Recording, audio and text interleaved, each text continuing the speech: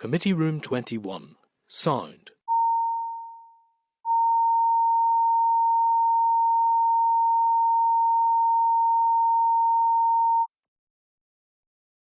Committee Room 21. Sound.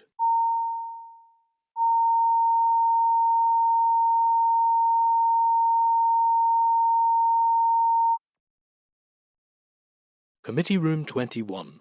Sound.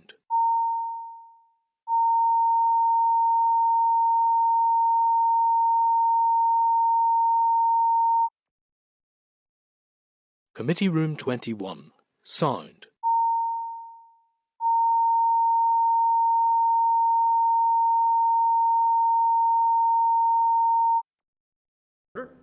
I'm just going to advise those in the public gallery that they are welcome to use mobile devices as long as they are in airplane mode and that all devices are muted. It is not permissible to take photographs or record the meeting. Just ask for any declarations of interest and ask members, are there any new declarations of interest that weren't declared at our first meeting that are relevant to any matters under discussion this week?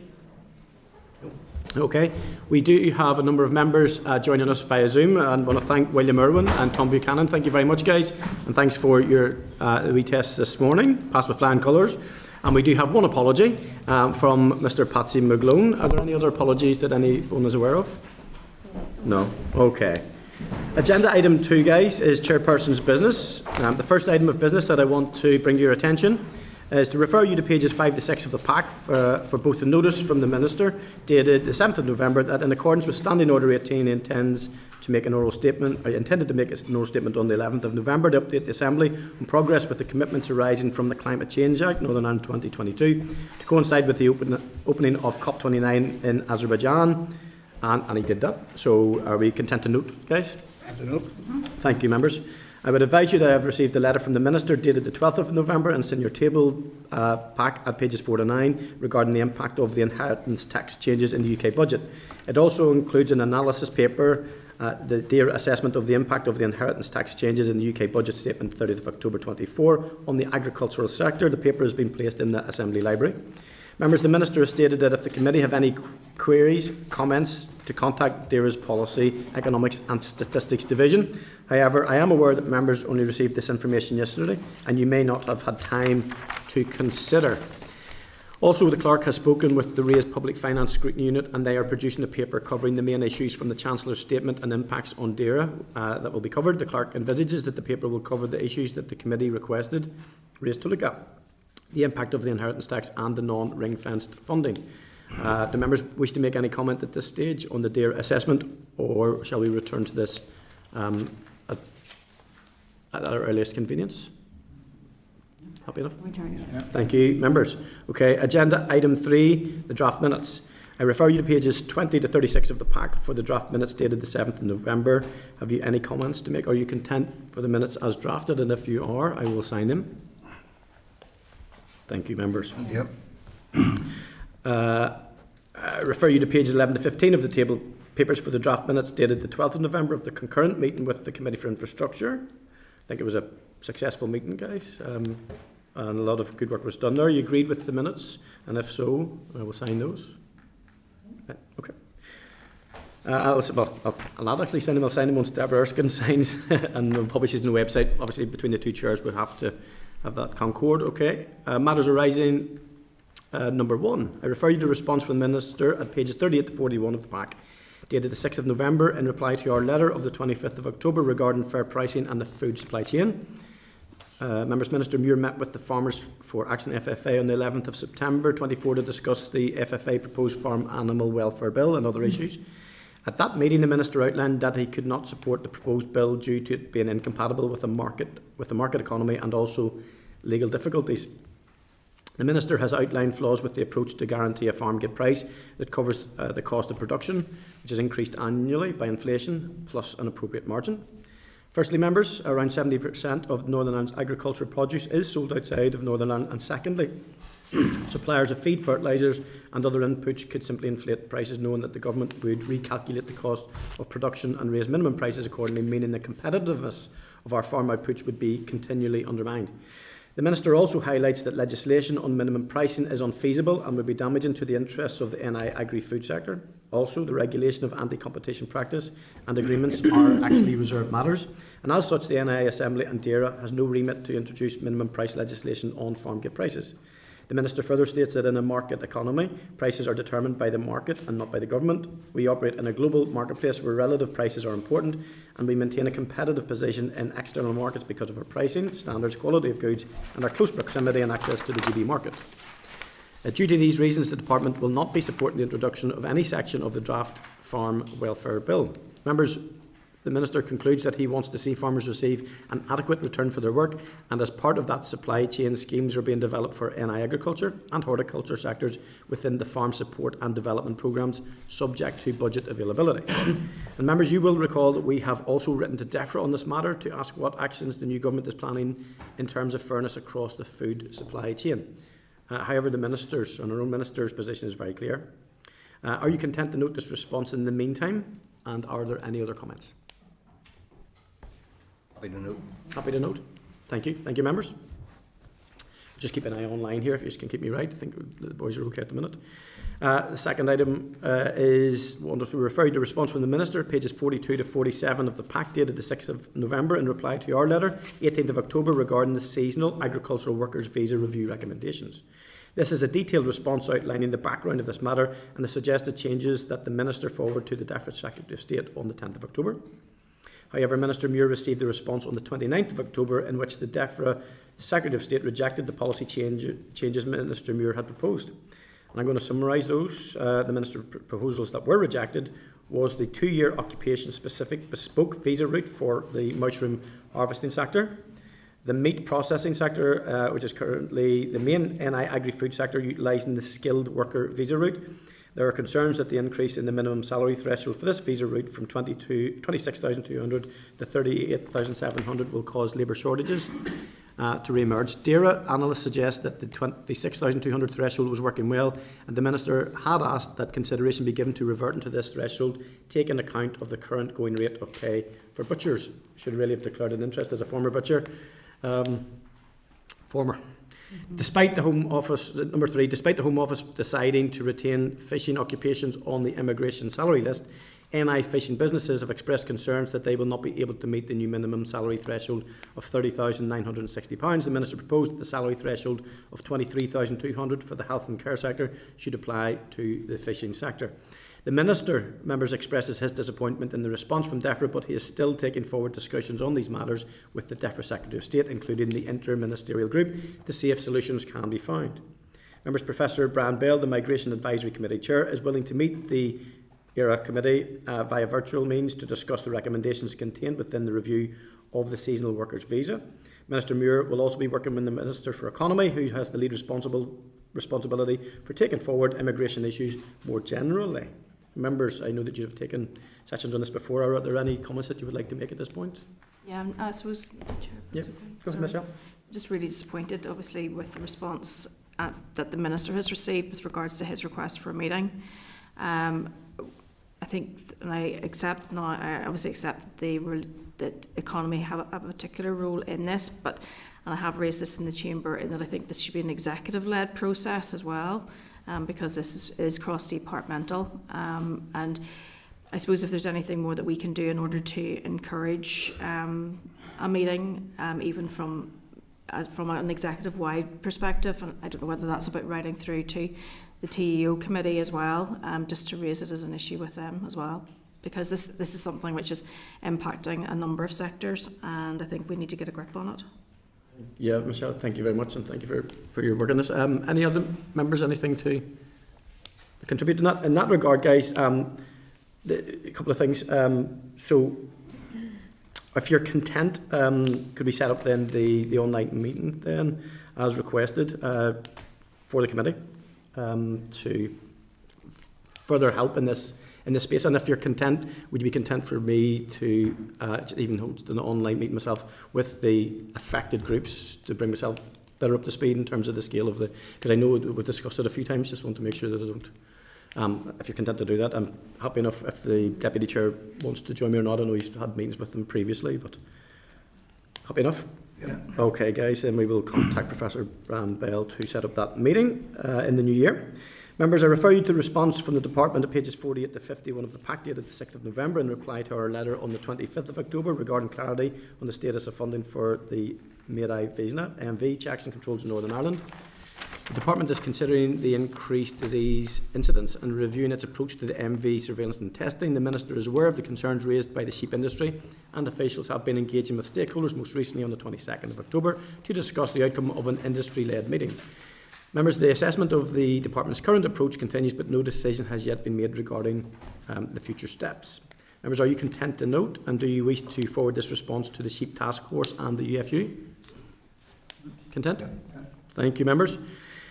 Item number 4, refer you to response from the Department at pages 52 to 55 of the pack dated the 5th of November in reply to our letter of the 11th of October regarding the Northern Ireland Civil Service recruitment and vacancies within DAERA.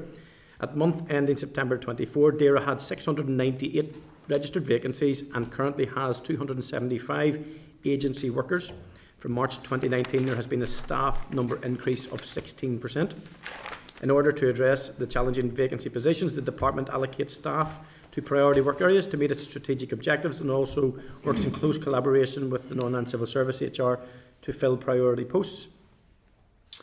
Members, regarding the 1,000 DFC jobs that we queried at the time, these were part of the overall planned requirements considered by the Northern Ireland Civil Service HR. Department of Finance anticipates that recruitment will meet demands at the relevant grades across the Northern Ireland Civil Service.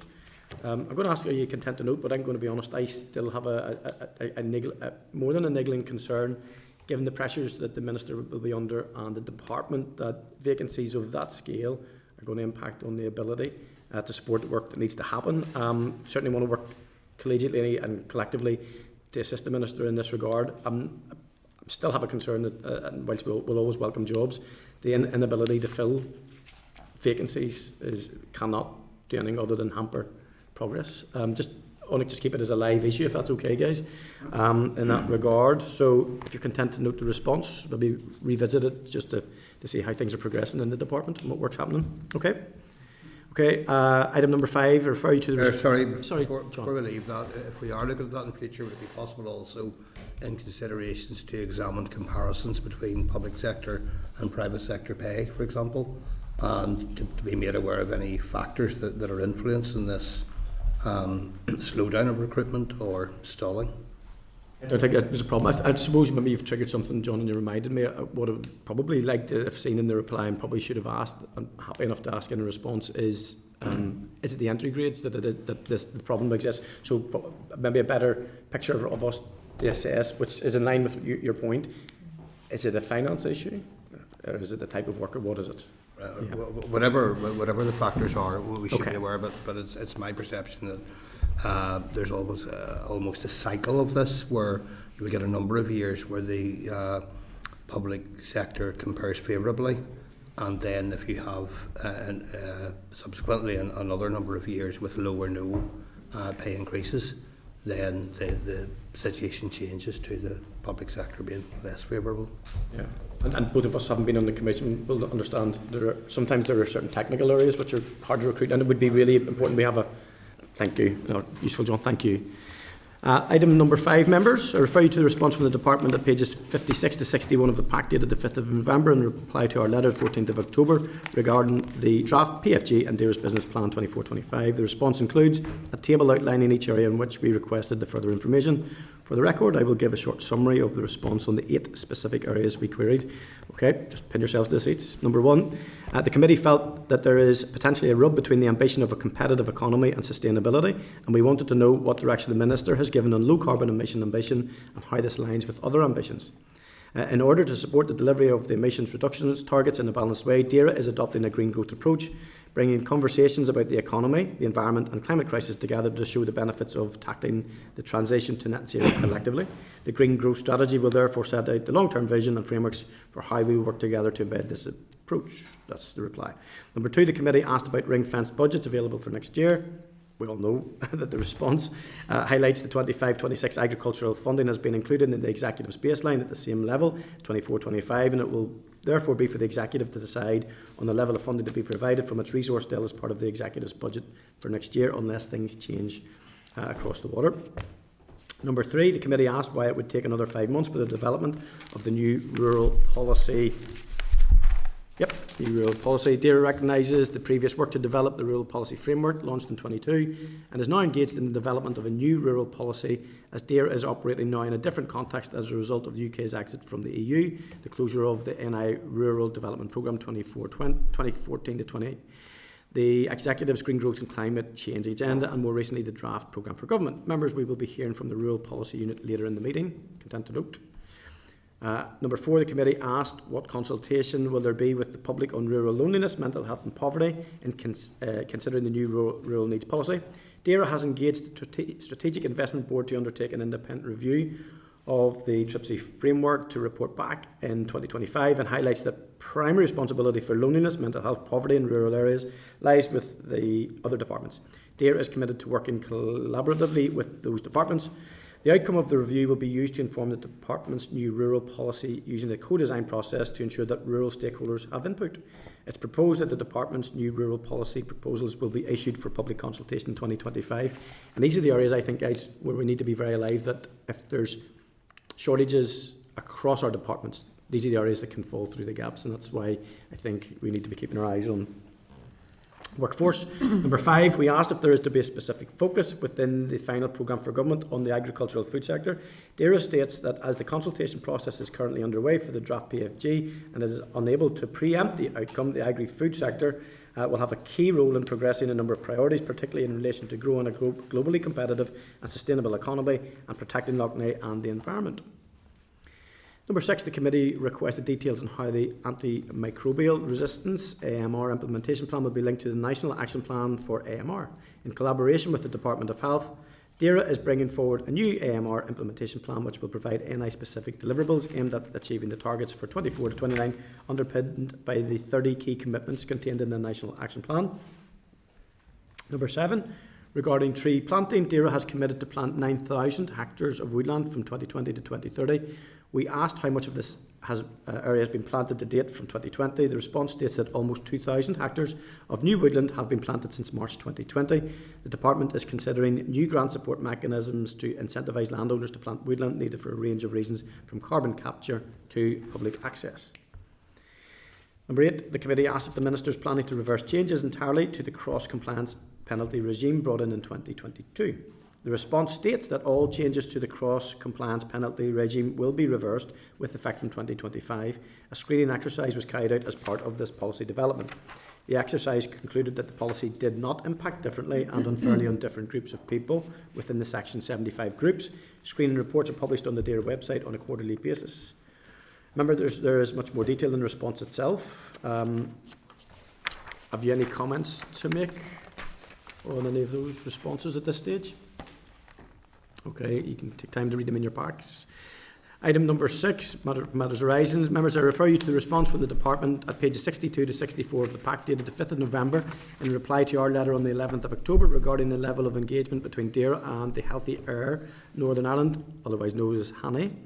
The Department states that it has enjoyed a good relations with the Healthy Air NI, particularly through Asthma and Lung UK, previously Asthma UK and British Lung Foundation, has benefited from significant engagement with them since 2020. Members, it's DAERA's intention, as soon as resources permit, to bring forward consultation on a new clean air strategy, and officials will engage with HANI or HANI at that point. Are you content to note? Yep. Thank you, members. Number 7, members of matters arising, refer you to the response from the Minister at pages 65 to 68 of the pack dated the 7th of November, which is a reply to our letter of the 18th of October regarding future supply of veterinary medicines.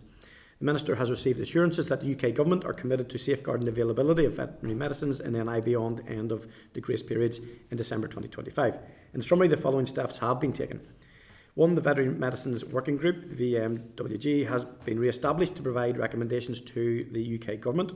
UK Government has engaged with the industry through surveys to understand the intentions of marketing authorisation holders, MH, and also one-to-one interviews to gain further insight. And the Minister states that the UK Government engages regularly with the EU on all matters related to the Windsor Framework, including veterinary medicines. I'm going to ask, are you content to note, but this is obviously a very live issue that we will not be forgetting. Content? Thank you, members. Item number 8, refer you to the response from the Minister at pages 69 to 72 of the pack dated the 8th of November in reply to our letter of the 25th of October regarding public engagement in the design of the Forest Service Business Plan 24-25. The Forest Service annual business plans are contributed to by a range of stakeholders and the public following invitations to share their views. These are posted in adverts on social media and information posters at Forests. Forest Service also produce an easy-to-read consultation document. Members, after each consultation, a What People Told Us document is published, which highlights the diverse and sometimes competing issues that managing forests sustainably must seek to balance. Forest Services also engage with neighbouring landowners, householders, statutory authorities and local interest groups which may be potentially impacted by its operations. Members, are you content to note? Thank you, members. Item number 9, refer you to a response from the Minister at pages 73 to 77 of the pack dated the 11th of November, which is an update on the 3 DAERA-led small business research initiatives relating to Lough Neagh. These are, number 1, the sustainable utilisation of livestock slurry, sols, and that is phase 2. Number 2, Lough Neagh blue-green algae, phase 1. And number 3, using space-based technology to monitor algal blooms. So the launch of the SOLS Phase 2 and Phase 1 on the blue-green algae deliver on Action 10 and Action 13 respectively of the Lough Neagh Report and Action Plan. And the launch of the SBRI on using space-based technology to monitor algal blooms aligns with Section 2 of the plan. For the record, I will outline a short summary of the 3 initiatives. Number 1, the SOLS, which is the Sustainable Utilisation of Livestock Slurry. In February 23, DAERA awarded funding to 6 NI-based companies via the SBRI competition. Phase 1 to develop proof of concepts to address the issues of excess phosphorus from livestock slurry in Northern Ireland. The SOLS Phase 2 competition was open to the successful Phase 1 lead suppliers list in the response. The Phase 2 will demonstrate the separation of post-AD digestate to further extract excess phosphorus for export and to produce other marketable products such as peat-free compost and low-carbon cement. Interesting.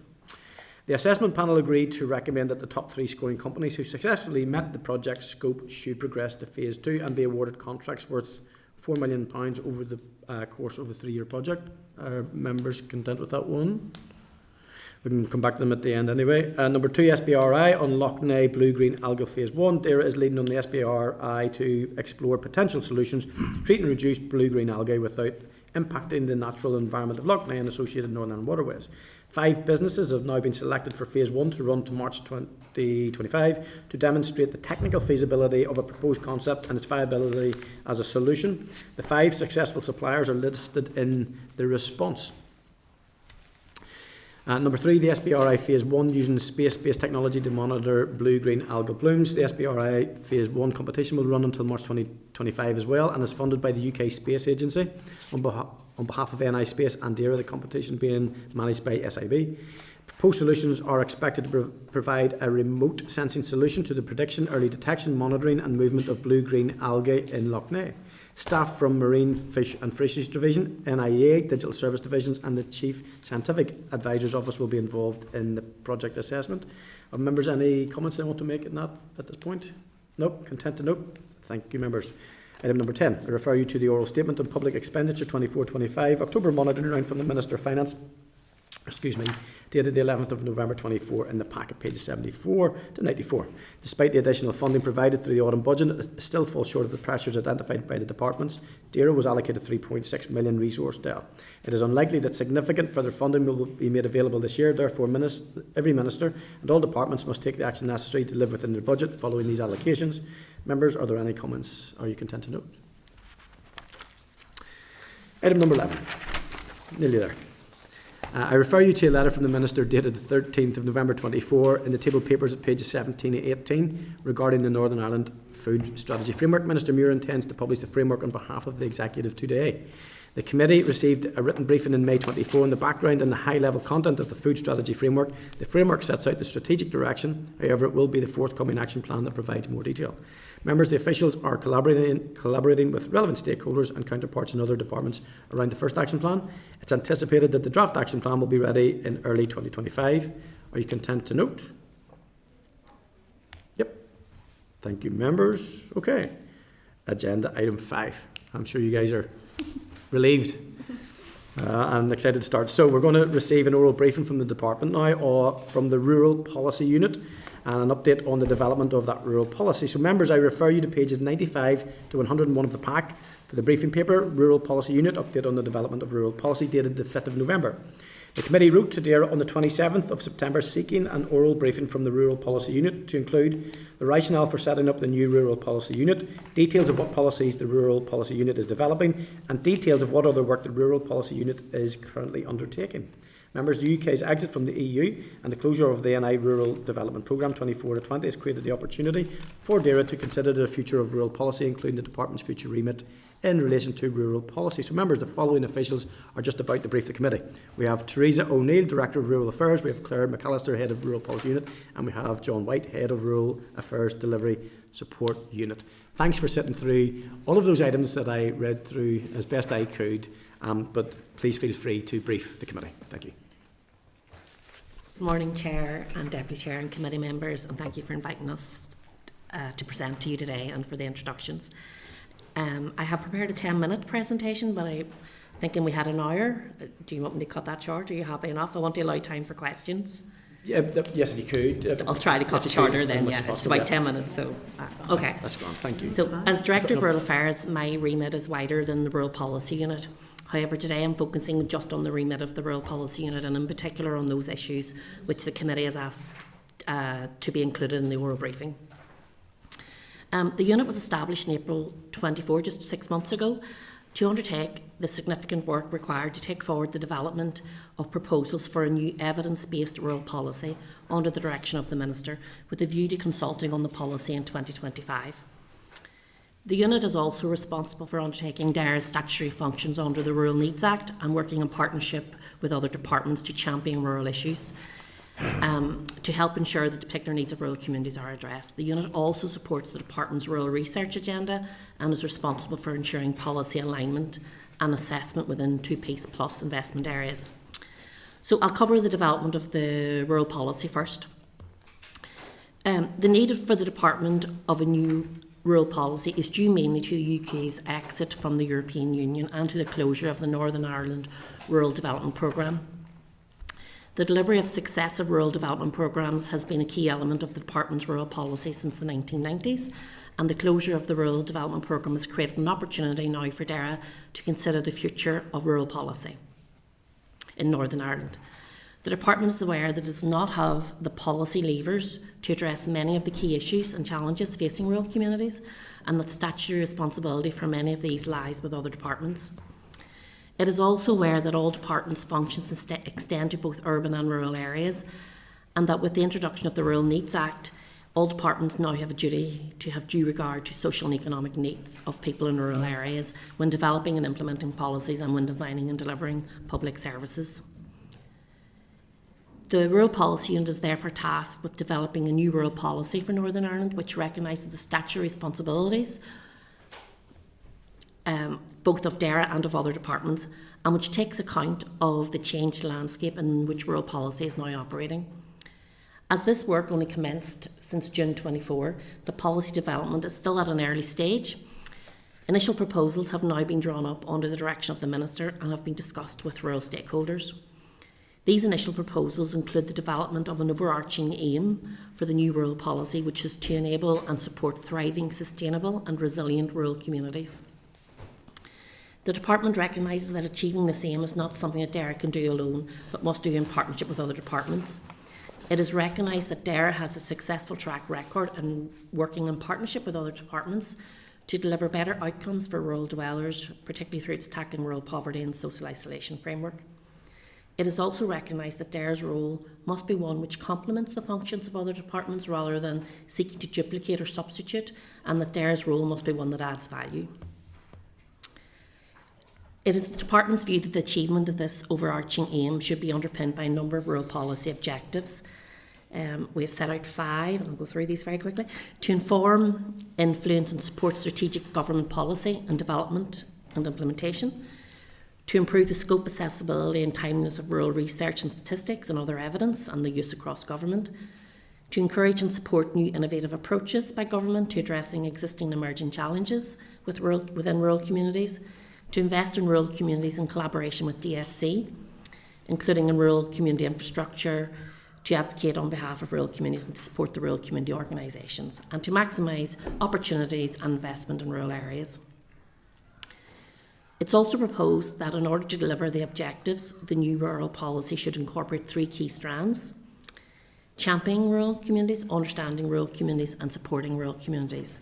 So the first strand, championing, will involve considering how DAERA can champion rural issues in a more strategic and effective way. The research paper recently produced by the Assembly researcher recognised that the rural championing concept has been around for some time. However, DAERA recognised that there has been less of a focus on the rural champion role in recent years, and there is now an opportunity to review how it undertakes this role and to consider how rural issues can be championed more effectively. It is therefore proposed that work will be undertaken to develop a new rural champion model, which facilitates more effective engagement between DAERA and other departments on rural issues at a strategic level. It provides improved engagement between rural stakeholders and government departments and increases the capacity of rural community organisations to champion rural issues at strategic policy and delivery level. So understanding, the second strand, understanding rural communities, will involve considering how to improve the scope, accessibility and timeliness of rural research, statistics and other evidence and their use across government. The Department recognises the need for evidence to inform policy making across government to help ensure that the particular challenges facing rural communities can be addressed, and therefore the development of the new rural policy will have a strong focus on rural evidence. It will include the identification of rural research needs, the commissioning of rural research, engagement with academics and statisticians, and exploring new ways to promote the use of evidence across government, and importantly to measure the impact of the policies on rural communities. So the third strand, supporting rural communities, will involve considering how rural communities can be supported in the future. This may include supporting rural communities through the provision of funding or through DAERA working in partnership with other departments. It also includes considering how rural community organisations can be supported in a more sustainable way. The Department continues to invest in rural communities through a range of executive initiatives, including Peace Plus, City and Growth and Complementary Fund. And this strand will also explore options for securing further investment for rural communities through any other funding streams that come along. So the Minister is committed to adopting a co-design approach, and we are currently engaging with rural stakeholders to determine how best to take this forward. As I said, we're at the very initial stage of this.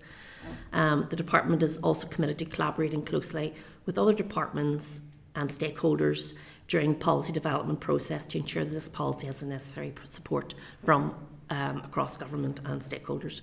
So next steps, in terms of the next steps, the policy development work will continue over the coming months in collaboration with key stakeholders, and we will continue to keep the committee informed and take feedback. And it's early stages, so there is time to shape that. So quickly, just moving on to other work within the remit of the Rural Policy Unit. In addition to the development of the new rural policy, the remit of the unit includes undertaking DAERA's statutory functions under the Rural Needs Act. Now that includes provision of support to public authorities to ensure it's implemented effectively, the publication of the Rural Needs Annual Monitoring Report, and the operation of the Rural Needs Network, and also the review of the list of bodies and the schedule to the Act. And there's a separate written briefing in your pack for later today on that. The remit of the unit also includes working in partnership with other departments to champion rural issues to help ensure that particular needs are addressed.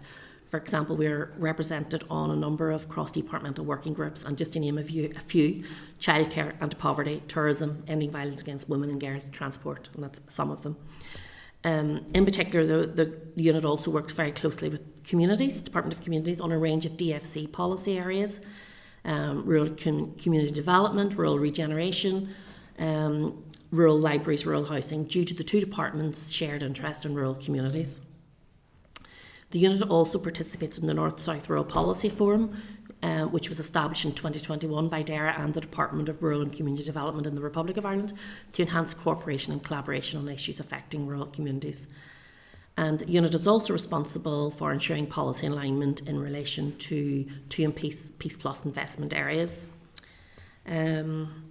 And again, the unit also commissioned a strategic investment board to undertake a review of the department's tackling rural poverty and social isolation framework. And that's due to report on in early next year. Finally, I will just cover briefly the review of the implementation of the Rural Needs Act. The department undertook a review of the implementation back in 2019, and you'll have received a written update on the implementation of the 25 recommendations. You will note that DARE has implemented all but one of the recommendations. I note that the committee has asked whether the department has any plans to further assess the implementation of the Rural Needs Act in terms of policy outcomes, impacts on services and improvements in rural areas. The Rural Needs Annual Monitoring Report does show that the Rural Needs Act is embedding well into public authorities and that the rural needs impact assessments are undertaken routinely. However, the Minister has recognised that there's still scope for more to be done to help ensure that the Rural Needs Act delivers better outcomes for rural dwellers.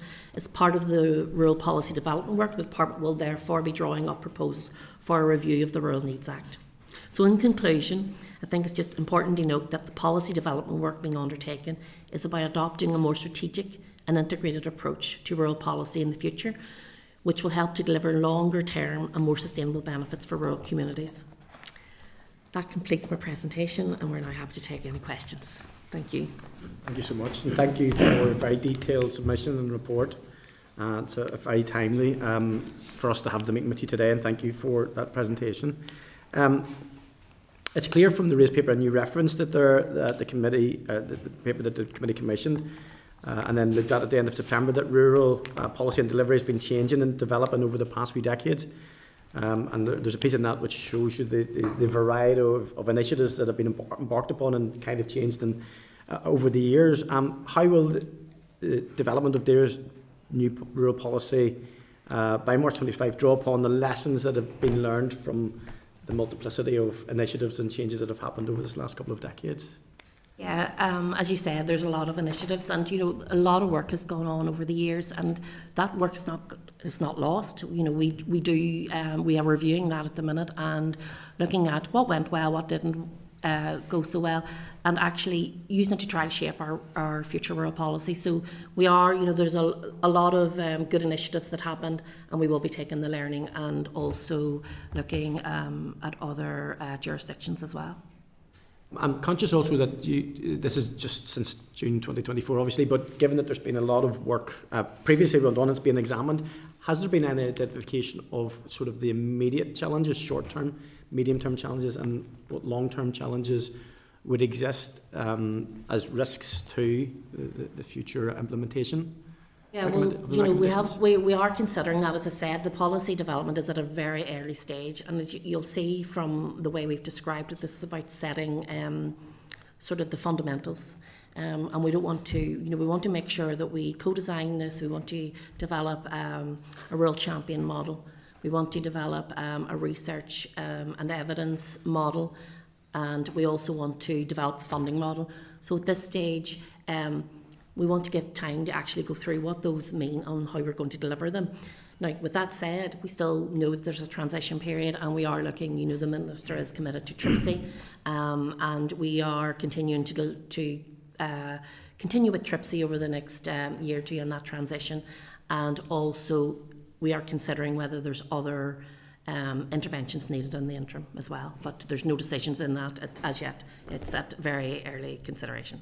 And final one for me, if it's okay at this stage. There's language in there that really chimes with me really well, and then around the champion model. Yeah. Although I just want to expand on this a wee bit. Is there capacity in there that there could be almost mirror of the mental health champion unit that we have? Is that sort of what we're looking at? That there might be like a figurehead and a unit that is specifically tasked with the implementation, the monitoring, the review, the improvement, and then at a point determining whether that has added value? Would that be what's been... So the department already does, to some extent, a rural champion role, but it's a bit ad hoc and it's a bit kind of, it's not formal.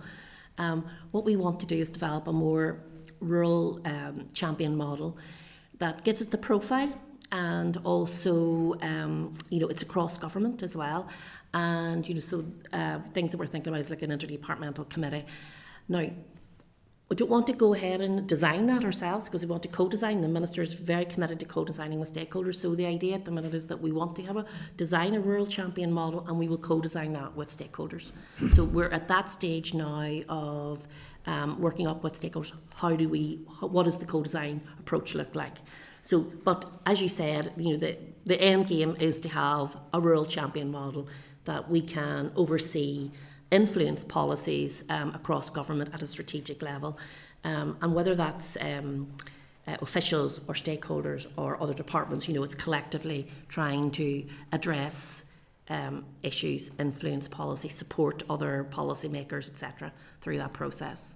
Thank you for that, and I see huge value in a kind of a unit setup. And the reason I'm saying this is because you touched on loneliness and mental health, and loneliness in the rural setting. The definition would be completely different to the aspect of loneliness, which is every bit as impactful in the urban setting and city. So I'm really interested in that. I'll be certainly interested to see how that develops. Just going to bring in the Deputy Chair first, and then John. Thank you. Thanks very much for the presentation as well.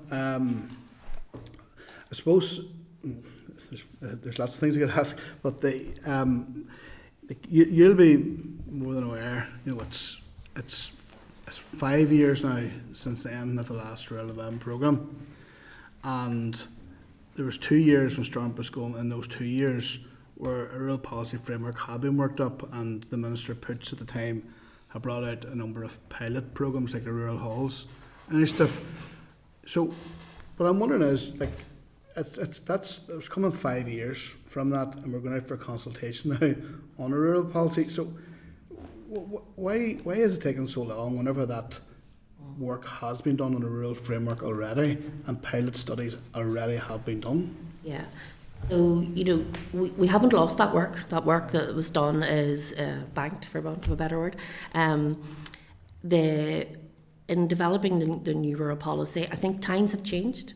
So, and the rural policy framework at that time was a list of interventions that all departments were responsible for, but without the executive in place, it was difficult for us to take those forward. The pilots were taken forward and they're being evaluated. They have been evaluated, and some of the evaluations are actually, the time of them are due in the future. And we're taking the learning from that, and we will build that into the new future rural policy. But the Minister now has to give him that direction where he wants a new rural policy developed, change of landscape, stop of the Rural Development Programme, other priorities within the department, and I suppose that's just a change in landscape. And also, I suppose it's worth pointing out, during that time frame, resources were very, very constrained within the department, and there were decisions needed to be taken on prioritising work and pausing and stopping work, etc. as well. So there was a number of factors, and now with the new Minister, we have a new direction. I appreciate, especially with Brexit and there's no Pillar 2 funding, that the department's operating in a much more constrained environment. I can fully appreciate that, but I also know from living in a rural area and have been heavily involved in rural development myself. See, in communities where we're from and my neighbouring communities, the Rural Development Programme is really the main show in town in terms of basic services and regeneration in those communities, because as you know, DFC has that 5,000 threshold for regeneration, and in the likes of my constituency in West Tyrone, there's only 2 settlements eligible for that, Strabane Town and Noma Town, so every other small town and village isn't eligible for DFC urban regeneration. So I think that working with DFC, like you said in the small settlement grant, is so vital. That's one point. And the other thing I just want to, in terms of delivering this, and you'll be aware, right across Europe, we always had the leader approach.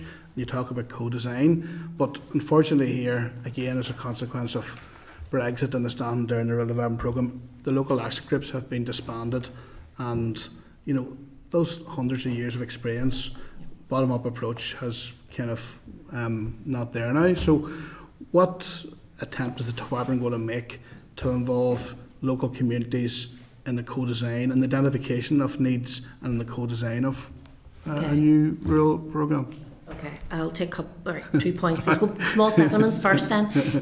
Yeah, I mean, we're very aware of those issues that you mentioned regarding the threshold for, you know, what's deemed rural and on DFC's policy. That's why we have a very special relationship with DFC, because, you know, we can't leave these communities forgotten about as such. We have, as you mentioned, worked with DFC on the small settlement scheme, which was a good scheme for settlements below 5,000. That money has been awarded already, but the projects are actually being delivered. The majority of them will be delivered by March this year, but there'll be a few might stray into the end or early next year. We are also, just so you're aware, we are also working at a very early stage again of policy development with DFC on a further regeneration scheme for small settlements, and so we are, you know, again working on business case. There's no commitment at this stage or any ministerial decisions taken, but I just want to sort of assure you that the two departments are working together to consider what, and also with DFI, I should say, on what is a potential, another potential policy scheme to implement in the future. Yeah. So that work's ongoing.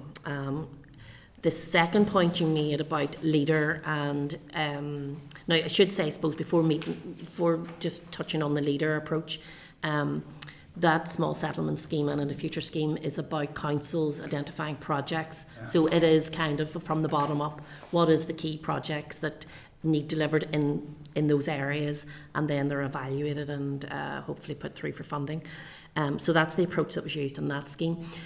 Leader is, we have been, you know, we're well, got feedback on communities really welcome the leader approach, that bottom-up approach. So we're very aware of that and the success of that in the past. Going forward, I'm not saying that at this stage we don't know what the funding model is. One of the under three strands, the third strand is supporting rural communities. The intention there is to co-design a funding model with stakeholders, and then we'll consult on that funding model then next year. So again, it's what that model will look like, and we will have to take the learning from Leader and consider whether you know, a similar approach, or what other partnerships are out there that we can use. But that's for that funding, that co-design group to design how that funding model will be. But I know there's a lot of interest in Leader, you know, from across government, economy, and DFC have approached us about that model as well. So just one wee point, sorry for hogging this, right. But the one wee point as well, the small settlement scheme was very welcome, so it was, and was very, very important. And you'll be aware of this. It's more of a DFC question, but something for yourselves to earn out by DFC. A lot of time, basic services and regeneration projects aren't inside the 30-mile limit of villages. Yeah. And that was a wee problem with that last scheme. So maybe that's something that we'll bear that in mind then in designing, and and we are aware, you know, of the. You know, at this stage, you know, those parameters have not been decided or even proposed. So, you know, we're just at a discussion stage on how this will work. So we will be fighting for the from a rural aspect to making sure that the majority, you know, all communities can be addressed as well, etc., regardless of the size of their settlements. Because we know there's quite a lot of below 1,000 settlement as well, and that's the issue, another issue that we're aware of and that we need to bear in mind. Thank you. Sorry for helping it there for a bit. It's okay, just before we go on to John, I just want to fire something. It's more of a comment than a question, Teresa, unless there's any work done on this. So on the piece about the regeneration scheme for small settlements, and then the next level up into the small towns and villages, one of the impacts of the recovery from COVID has been the rise in hybrid working and people working from home, and I'm sure that'll have an impact. Yep. In many ways, in the positive, probably in rules, but also the negative impact of that is if there's a change in the economic picture. I think. Don't know if the impact of hybrid working is being factored in at any stage, or if it's on the. Yeah, I'm sure. No, it will be. You know, in those discussions with DFC, that will be part of the discussion on the policy. Considerations are that's on that future scheme potentially. Thank you, Teresa. And John, sorry for... Chair, I will be picking up on that theme that you mentioned there in terms of accessing local services and shopping in a second, but we'll start more broadly with Teresa. Thank you first of all for the presentation. Good to see the three of you here. I'm more than happy to participate and engage and see how this progresses, of course. But I'm wondering, whilst there's mention of DFC quite extensively, and I understand the need for that collaboration, there's less or no mention of councils specifically. Is there an intention to engage with councils from a community planning perspective? And if so, how will that be done? Yeah, and again, we've had some discussions to date with Solace and individual councils, but that's kind of that's the next stage. So we've come up with our initial proposals. We're considering how to co-design. That co-design will involve stakeholders, including councils, and we need to shape that and how that will work. At the other stage that on the back of that initial discussion, we need to think about that engagement piece, that collaboration engagement piece across all stakeholders, and we're planning that out as well. So it really is at early stages, and only that you've asked us to come and brief you, which is quite timely. You're getting this, but we probably would have been a bit further on if in the next over the next number of weeks. So the collaboration piece and engagement piece that we have to do will be involving engagement with all councils through Solace, and also all departments, policy leads across government, and our rural stakeholders that we have a group that we meet regularly anyway with. So. Yep. Mm-hmm. Excuse me for looking at my phone, Teresa. I'm not ignoring you. I'm actually going to refer to something in the next question. Councils, of course, if we could continue that theme, are responsible for planning. And I'm going to read to you a planning decision in relation to the expansion of a small supermarket in a village that I represent. And we should be mindful, and you used the words times have changed. And they certainly have. First of all, some of what we refer to as our villages have become the equivalent of small towns due to development. That's a common theme across this region. And I think we'll have to look realistically at the demands of a growing population of various ages and with various degrees of access to motor vehicles during the day, for example, if working from home, as the Chair mentioned. All of these things are an example of how times have changed. Yet, in recent weeks, in relation to the proposal to extend a small supermarket, planners in my area say, and I quote, if the newspaper here, but not the planner directly, in this case it is considered that the scale of the proposal resulting in a 691 square metre of retail floor space is contrary to the policy provisions, in that the proposal exceeds the day-to-day needs of residents within Doak. Far be it from me to suggest that I would prefer to hear from the residents of Doak what they need for their day-to-day needs in terms of their shopping. I would like to hear more detail on those that have access to motor vehicles during the day. Never mind the carbon footprint element of all of this for the department that does environment as well as rural affairs. And also those who've given up motor vehicles for a variety of different reasons. And I'm very concerned about this. That concern's exacerbated when I learned that what my council and the Sandwich Newton Abbey for the most part in my area, with a little bit of Lisburn and Castlereagh in the southern end of the constituency, my council might deem that a 1,000 square metre supermarket is suffice. I think mine's 2,000 actually. But the neighbouring council will deem it 1,000 in a town, small town stroke village. Is there a chance that this kind of lack of consistency in approach will be dealt with in the rural affairs piece, so that we can ensure that people who live in rural areas are getting equal provision and equal consideration across all the different aspects of rural affairs? So, this is a long history on this issue, and so, as part of the rural policy development work we do under the Rural Champion, we will be looking at the definition of rural and, the NISRA classifications and how that's being used and whether there needs to be any change. And I do want to stress again, the things you're talking about, a lot of them, they're not within our policy remit, which is why we have to collaborate with other departments. Yeah. And, we are definitely not in the space of closing down and going, that we're not interested, or not interested, because we are interested, that we're not involved in regeneration. but we know that actually we want to do that rural champion role stronger. We want to collaborate with communities. We want to make sure that we can influence policy decision and policy makers across government on those issues. And then that leads us into the other pieces. For us to actually do that rural champion role very, very well, we need to understand the statistics and the evidence. And, I think we're past the post of, there's loads of reports and statistics and they're published. And what we're trying to do under that is actually, how do we use them? What is that telling us? How do we join these reports up? What information and evidence is that what the picture is telling us?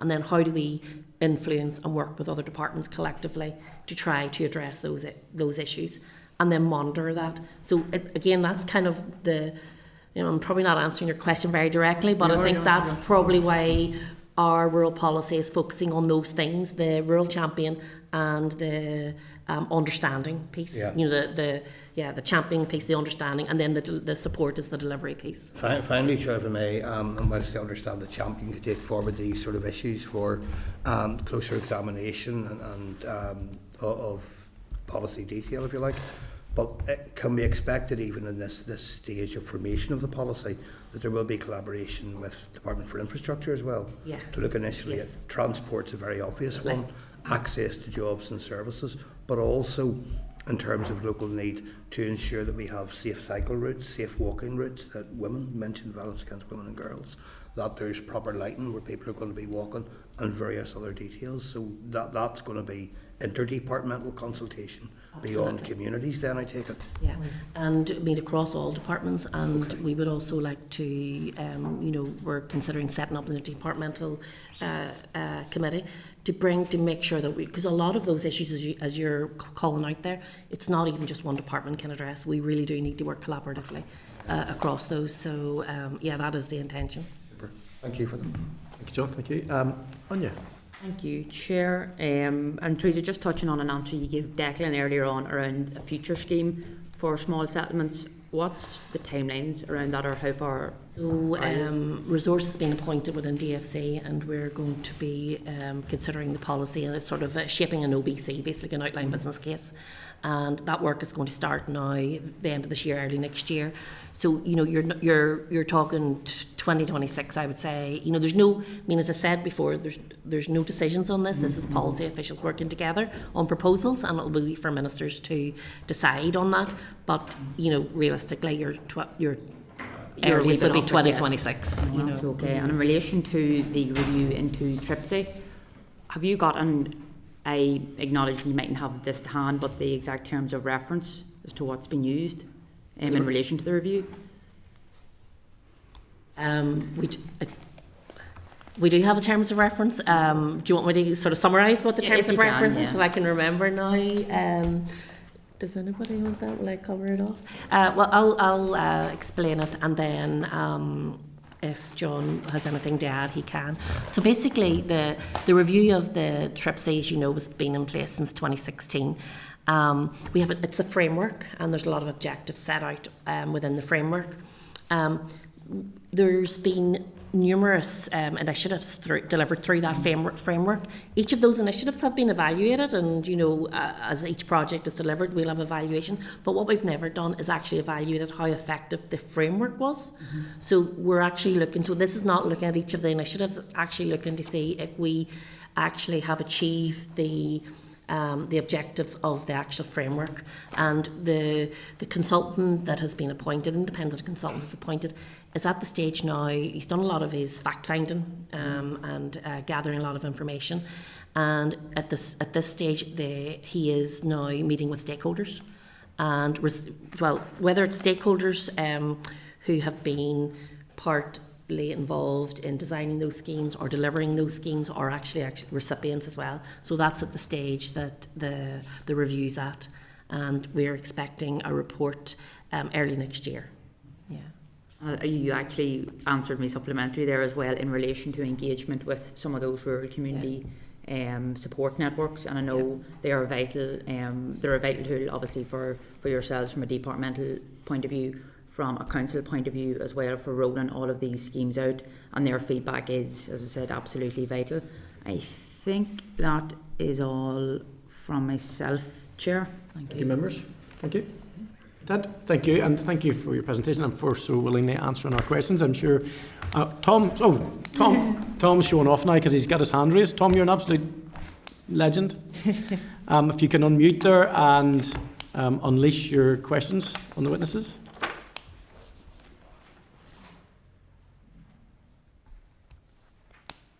Try that, yep. Thank you, that's me. Thank you, Chair. Getting used to this takes a wee while. But anyway, thank the folk for their presentation today. And can I ask just, what confidence can you give to the rural communities that their needs will be built into any new policy framework? Because obviously what the rural communities has been receiving over the last few years has really brought life and vitality back into rural communities, and that needs to remain. So I suppose the question is, what confidence can you give them that that will still be built into any new policy framework that's coming forward? Okay.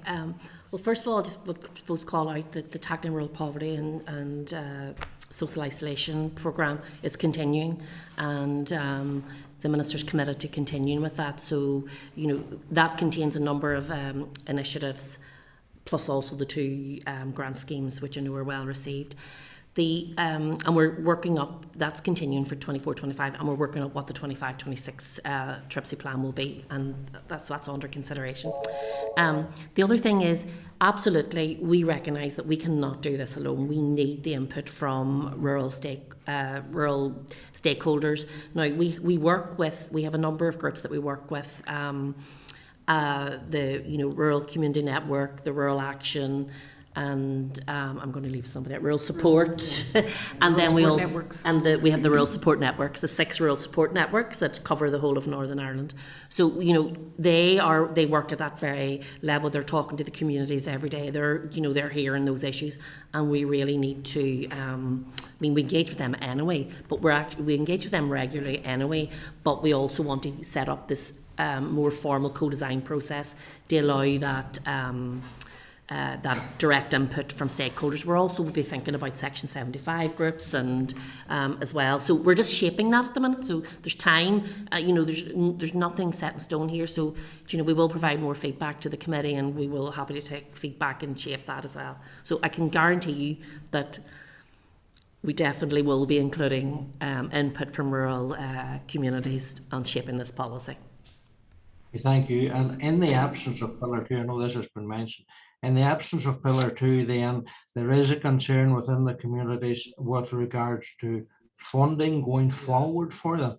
And obviously funding has made an immense difference within the rural community in the past number of years. And going forward, have you any indication with regards to the funding model that will be coming forward for the rural communities? All I can say at the moment is the 24-25 funding. We have been allocated our allocation, and it meets the needs for the work that we've planned out to do in 24-25. We will be considering what our proposals are for 25-26, and we'll be putting that to the Minister for consideration. And he will have to make his priorities on allocating the budget for next year across the department. I just note the Minister is committed to TRIPSI, so he will have to bear that in mind and make his own decisions. But the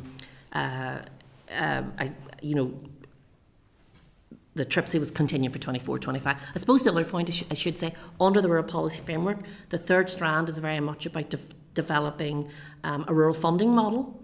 And again, I think that probably should give some reassurance to communities that that we are considering what is the appropriate funding model and how does that look like. And we also are conscious that the level of funding can change, can fluctuate, and this is longer term, and we're trying to develop a model that's agile and that can adapt and is scalable depending on the actual funding that becomes available. So it's about shaping what the model will be, and then actually looking at what is the issues that we need to address and how do we address them, whether that's through funding or through partnership working. So it's getting those sort of structures in place first to have something that's there, that's scalable and agile.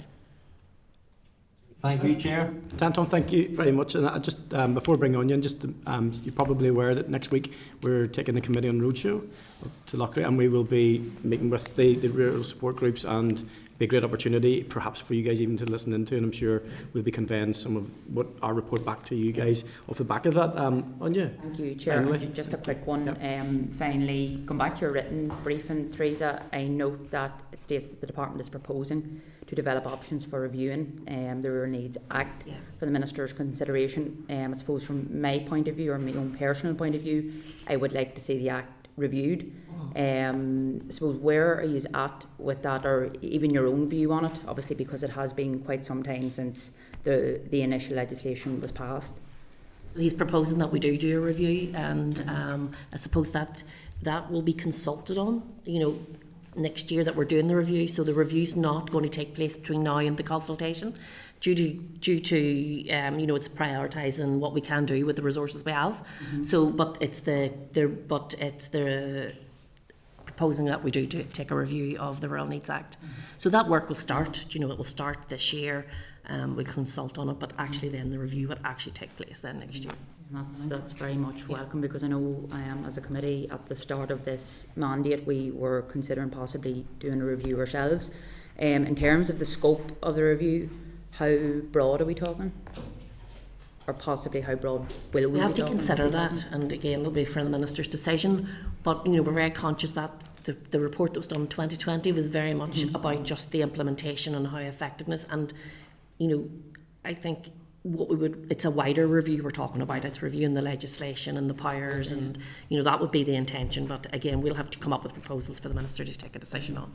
No, that's okay, and I suppose there's a cross-departmental element to all of this as well. DFC has already been mentioned, DFA Health, but that's very much welcome news. Thank you, Lisa. Thank you, Chair. Finally, if you don't mind, just 1 wee second. I wasn't a rude vote. You just used a word there which resonates with me from project management previously in the fire service, which was the word agile.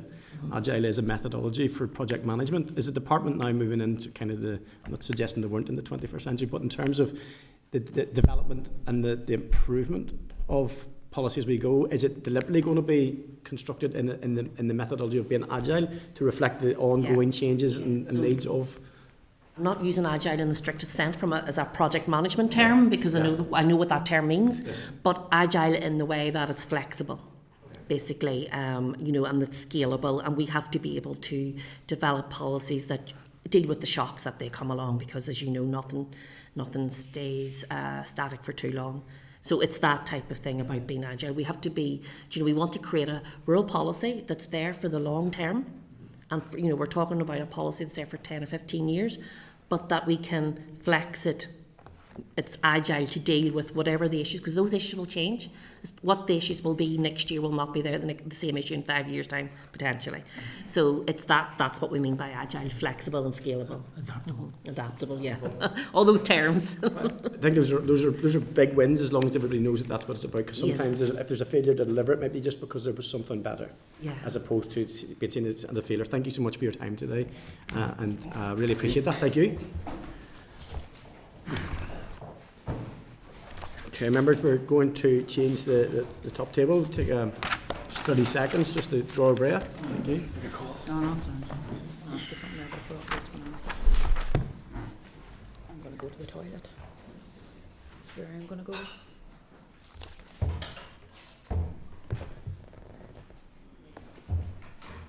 Apologies, Tom, for not seeking if you were coming in or not. I'll make sure that I do that in this instance.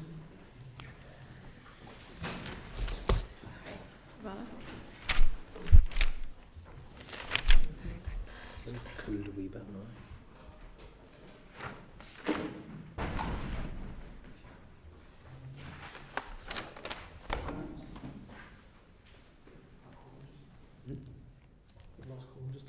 Yeah, can we take a break? We'll go take a break, and then we'll come back into committee.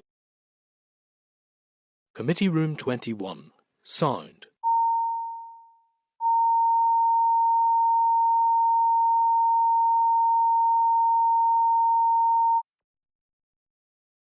Committee Room 21. Sound.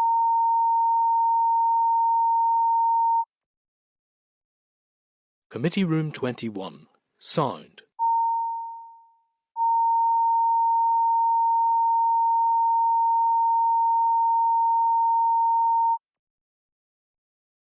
Committee Room 21. Sound.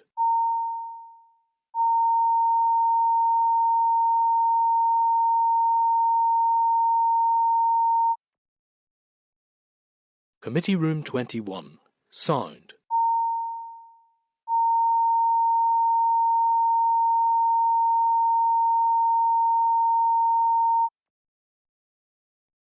Committee Room 21. Sound.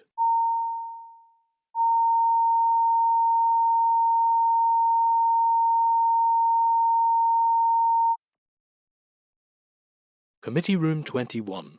Sound.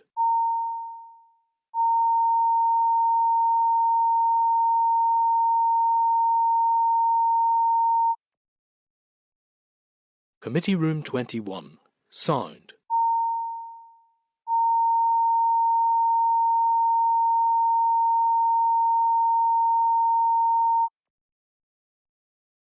Committee Room 21.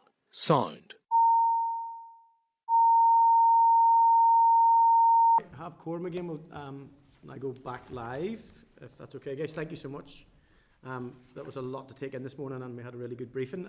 We're now going to move on to agenda item 6, which is an oral briefing from the department on the Environmental Improvement Plan, otherwise probably referred to in this meeting as the EIP.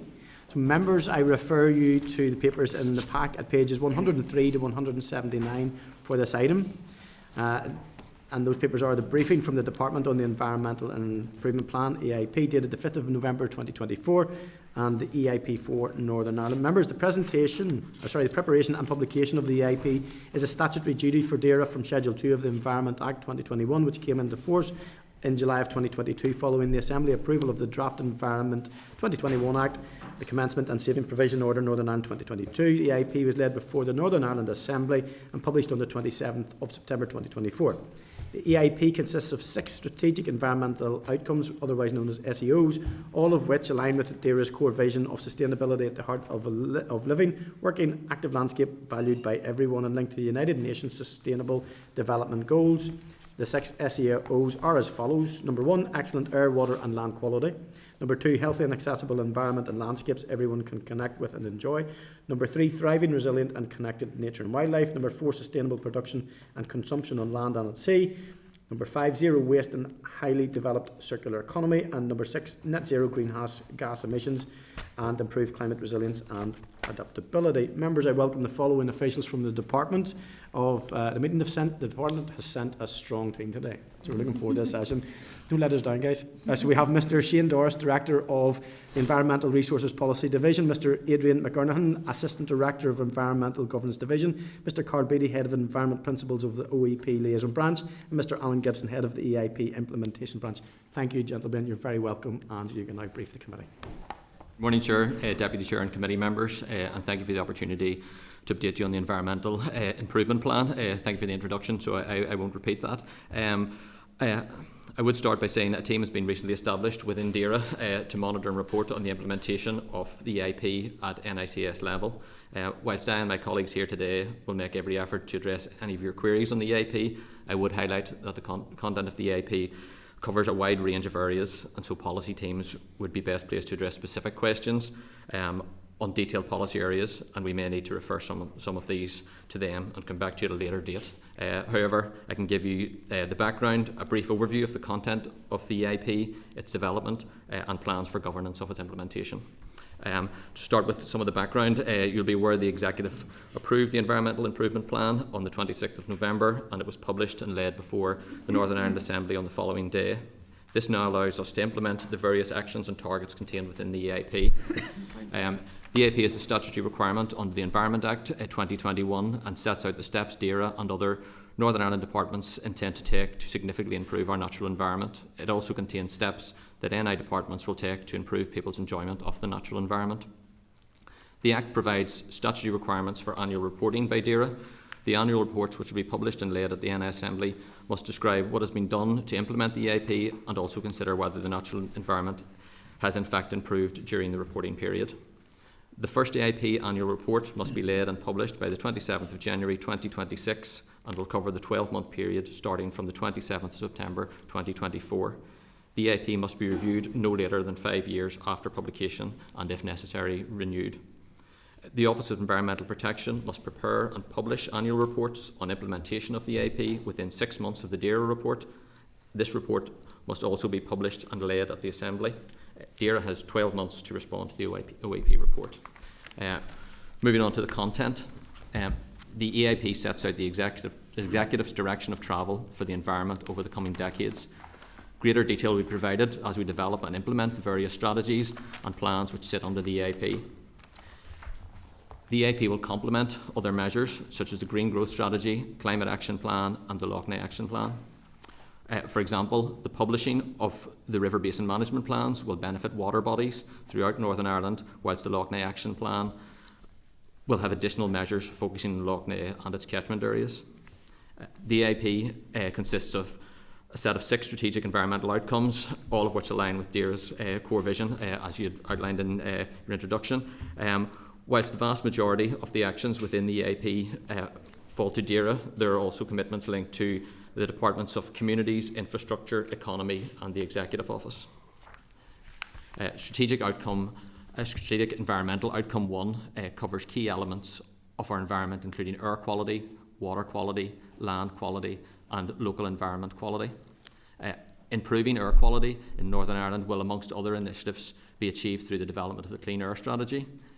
The creation of higher water environment standards will be underpinned by a new nutrient action plan and river basin management plans and the targeted investment in sewage infrastructure and treatment works. The intention is to complete the review of the third cycle river basin management plan soon, and it will be subsequently published subject to executive approval. In the marine environment, the review of NI bathing waters will be completed. A Northern Ireland marine strategy will be developed. Ecological modelling frameworks which identify the pressures on water bodies will be developed and applied to integrate catchment management with coastal water quality and shellfish production. Moving on to SEO2, which contains actions to create a healthy and accessible environment and landscapes that everyone can connect with and enjoy. This outcome aims to ensure households have access to natural space and ensure our children and young people are provided with opportunities to learn about, actively engage with and positively shape the natural environment. A positive sign of this engagement is that over 1,000 groups are participating in the Adopt a Spot, which allows people to take care of a chosen area.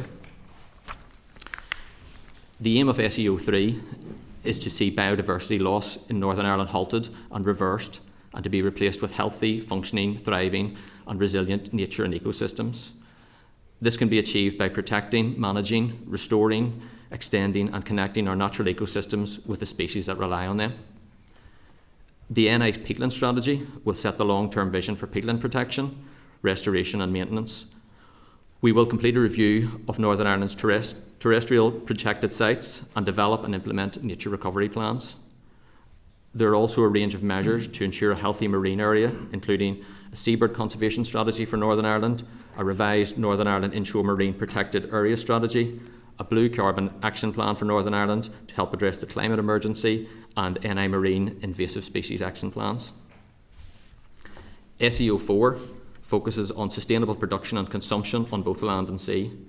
This covers a wide range of areas, including the future of agriculture, energy, productive and sustainable use seas, producer responsibility, reducing single-use plastic, chemicals and antimicrobial and disinfectant contamination. We need to recycle more and design out waste. Actions to achieve this include the introduction of an extended producer responsibility scheme for packaging and considering reforms for producer responsibility for waste electrical and electronic equipment. Regulations are also being developed that will enable restrictions on the sale or supply of 10 common single-use plastic items and require clearer labelling of products that contain single-use plastic. As well as reducing waste, introducing legislation such that to ban wet wipes containing plastic will help to reduce the levels of microplastic that are entering our environment. SEO5 aims to achieve zero waste and create a highly developed circular economy. This outcome aims to reduce overall demand for raw materials, reduce waste generation, and create things that retain value throughout their entire life cycle. The Department of Economy's Circular Economy Strategy aims to adopt a circular model and reduce our material footprint to live responsibly, build resilience, and exploit new opportunities. DAERA will be supporting this outcome by developing a new Northern Ireland waste management strategy and introducing a deposit return scheme for drinks containers. The introduction of the Food Waste Regulation 2015 has succeeded in diverting over 1 million tonnes of biodegradable waste from landfill. We intend to build on this to encourage the renewal of as much food waste as possible from residual household waste streams and continue to work with food redistribution charities to use NI's food surplus to help feed some of the most vulnerable members of our society. SEO 6 deals with the achieving of net zero greenhouse gas emissions and improved climate resilience and adaptability. It focuses on key requirements in the Climate Change Act 2022, including NI reducing its greenhouse gas emissions. Northern Ireland's first climate action plan, when published, will set out the approach to meeting the first carbon budget through a set of policies and proposals for emission reductions. The climate action plan will also establish a pathway towards the interim targets for 2030 and 2040 and the overall net zero by 2050 target. Moving on to the development of the plan. In order to develop the EAP, DAERA has iterated the content over the 2 years from March 2022 in liaison with other departments. We've liaised with the OEP on its development, and they have advised that the EAP is adequate and appropriate as the basis for Northern Ireland's first EAP and described it as a welcome step towards sustained and long-term action. For example, the Lough Neagh Action Plan supports the EAP and includes actions for DAERA and DFI in improving water quality. In addition, as I've already indicated, the EAP must be kept under review every 5 years, so changes can be made to both actions and targets on a regular basis. Moving on to the implementation and governance, which is our main area of work for this team. New structures and processes are now being put in place to oversee implementation of the EAP, and regular updates will be provided to the project board. Going forward, my division will monitor and report EAP actions at NICS level. However, the actions themselves are owned by the various business areas and departments involved. More detail will be available once business areas and other departments have delivery plans in place for those respective targets and actions. A number of actions within EAP could be classed as business as usual and are therefore well underway. A few examples of these would include continuing funding improvement in local air quality and exploring further funding available, commissioning a strategic environment assessment of the next nutrient action plan, and maintaining sufficient status for all bathing waters, with 70% achieving good or excellent status through the bathing season. Work to identify outcome indicators to be utilised in the EAP annual report is currently progressing, with the aim to produce a draft outcome indicator framework and have these confirmed early in 2025. These indicators will be measured to demonstrate whether improvements in the natural environment are actually occurring. In closing, Chair, I would add that we're at an early stage of the EAP implementation, given it was only recently approved by the Executive, and we would hope that when we next report to the committee, we could provide more detail on progress. But we're now happy to take any questions you may have. Thank you so much, and thank you for the reports that have been submitted, and members probably, well, I'm sure, will have had a chance to read those. So I think in one hand I'm thinking you underplay it, and then in the other one I've got a serious question in regard to it. So there are 22 themes that have been identified. There's 183 actions which have been identified across the departments, but it says that the outcomes and indicators are still being developed. I have a concern that I think you mentioned the date of 2026 for the development of that, but then there's another wee bit here where the EIP changes every 5 years, which I understand, but is there a risk in terms of the late agreement and implementation of those outcomes and indicators, and then the need to possibly review and change the EIP? I think the development of the indicators themselves will take time, and there will be various iterations of that which will go alongside the development of the EAP. So I think the OEP are sort of in agreement with that as well, that they accept that as we move forward and find the right indicator, that mightn't necessarily be at the outset. You know, we may need to go through various means of identifying where the improvements are happening, to clearly demonstrate that it's having a meaningful impact on the natural environment. So I think both of those will progress, and I think will progress hand in hand. I don't think one will be a barrier to the other. Is there any update in regards to what that specific piece of work on the indicators looks like at the moment? Yes, so I can pass over then to Karen. Yeah, my team is responsible for developing the outcome indicator framework, and now that we have a settled EIP, we can focus our attention on what those indicators should be. And I think the important thing to remember about indicators is that the indicators are specifically about showing whether the environment has improved or not. We have all of our individual targets and actions within the EIP to show whether we are doing what we said we were going to do in the EIP. But the indicator framework is specifically about showing, has there been an improvement in the environment, and ideally has it improved as a result of the actions in the EIP.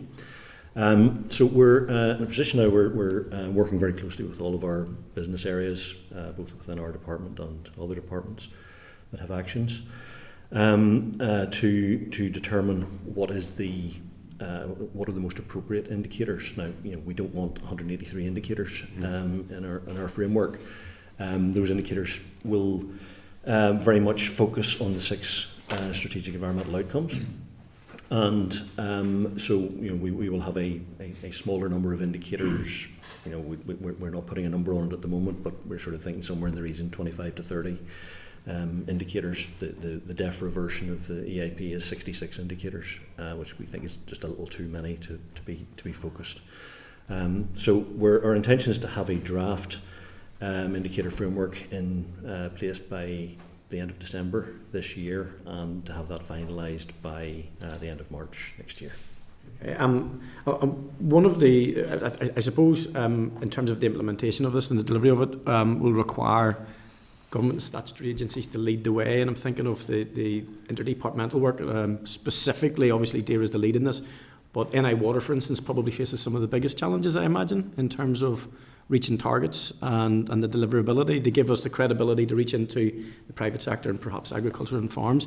Is there anything, what does the unit look like in terms of that interdepartmental work, and is there absolute buy-in from other departments in this regard, given that they carry a bigger percentage of the requirement? Well, I suppose that would relate to the development of the programme board and the structures around that. I'm not sure if you want to add any more detail around that. Adrian, on the work that you're progressing. Yeah, thanks, Shane. Yeah, Chair, we've established a schedule of actions for all of the actions within the IEP, and we're in contact with departments to make sure they're taking responsibility for these. So we wrote out to the departmental officials in May initially, just to gauge where they were at with their actions, so we could provide an update to the executive. And since then we've written out again to kind of pin down the owners of these actions, make sure there's RAG statuses against them, and basically be able to present that picture across the board. So we have support across the NICS. We will be setting up boards and structures to support all of that, to make sure nobody can hide from this, and make sure that we can, I suppose, report accurately to OEP and others, but also I suppose have that clear picture of where we are, and make sure if there's any particular issues that they can be quickly identified and resolved as quickly as possible. Thank you. And a final one in a similar vein to the interdepartmental working, if you like. So offshore renewables energy generation obviously is something that the committee have taken a briefing on previously, but this is probably a good indication of the cross-departmental responsibilities. I imagine that will be, I think it'll be one of the, almost a test case for how interdepartmental cooperation will work in terms of reaching our carbon commitments and renewable energy. Is that on the scheme? Is that something that is live at the moment? That's not something we're directly involved with, but like I said, it is an example of departments working together, and there are other examples of that where we are joined up already.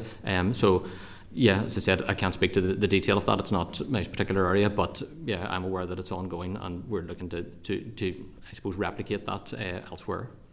If I could come in as well, Chair. Yes, there's a DFE action within the EIP. I'm not sure if you've seen it or not, but it's around offshore wind, low carbon heat. Still will be something we will be monitoring and reporting on as well. Excellent. Okay, thank you so much. I'm going to bring in the Deputy Chair. Thank you.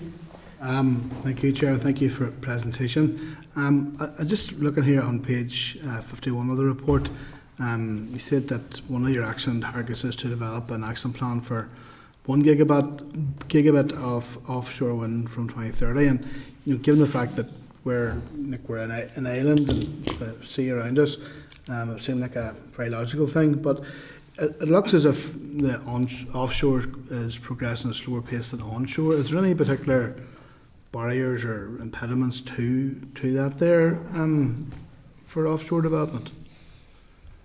Again, apologies. That wouldn't be an area that we'd be directly linked to, but I can certainly take that question away and speak to the policy team involved with that and come back to you with a response. Yeah. That's it, Chair. Thank you. And Nicola, and then John. Thanks, Chair, and thanks, folks, for your update there. The Chair has actually touched upon lots of what I want to ask as well. And maybe one final question I have, you might not be able to answer either, is about that third strategic environmental outcome is basically about tackling biodiversity loss. So I'm just wondering if the legislation and the strategies that we have here at the minute, if you think they'll suffice, or do we need our own biodiversity legislation here to actually tackle the biodiversity loss? Or what we have, is that enough at the minute? Again, and I do apologise. The biodiversity does sit within another area outside of this. As I said, there are a wide range of things in that, and again, I can certainly pick that up separately for you and come back with a more detailed response. That's fair enough. Just then, this might be something similar. I know you mentioned in your briefing about the single-use plastics and your targets there. I know that the EU Single-Use Plastics Directive was meant to be implemented here. Do they complement each other, or do you know where that there sits with your targets here? Yes, well there is there's a requirement on the Windsor framework to transpose a single-use plastics directive, and we are working towards that at the moment. And when that's in place, then that will bring forward some of the actions within this, the ban on, or the restriction on the 10 common-use single-use plastics, a number of items. But again, outside of that, we are bringing forward other action on the ban on wet wipes containing plastic, and that's something that will be coming to the committee, I believe, in the next week or two. That's great. Thank you. Thanks, Thank Chair. you. Nicola and John. Chair, thank you. Like the Chair, and I think Nicola might have been going as well to start. I was going to come in on the indicators issue, but you've answered quite a bit of that. I am, however, going to try to get some detail on it, if you don't mind. And thanks, Shane, for the presentation, and all of you for being here.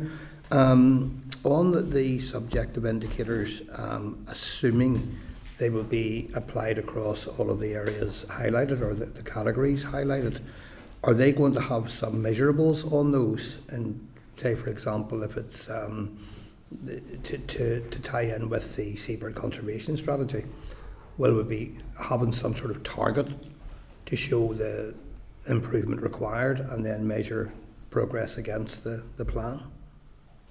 Again, just to speak to the specifics of it, Carl, yeah. Yeah, I mean, I think there will be a mixture of indicators, some of which are, our requirement is to show year-on-year improvement as opposed to reaching a destination. There will be lots of targets within there are lots of targets within the EIP which are destination targets. That's where we want to get to, but as far as the indicator is concerned, they will, as I said earlier, focus very much on those 6 environmental outcomes as opposed to those individual actions within. Some of them will be the same, some of them will not, and some of them will sort of take a broader view. But so the indicators are very much about, have we made an improvement, have we not? If we haven't made an improvement, that's a red flag and shows that's an area that we need to focus on for the future, take corrective action as appropriate. But yes, there will be some of those indicators will relate to specific targets and be how far we've progressed towards those. Others will just be a number and has it improved since last year or not. Okay. The next question, I'll try and combine 2 questions here in a 2-pronged approach. First of all, In terms of dealing with emerging issues, and this could apply across some of the some of the strategies we've mentioned as well.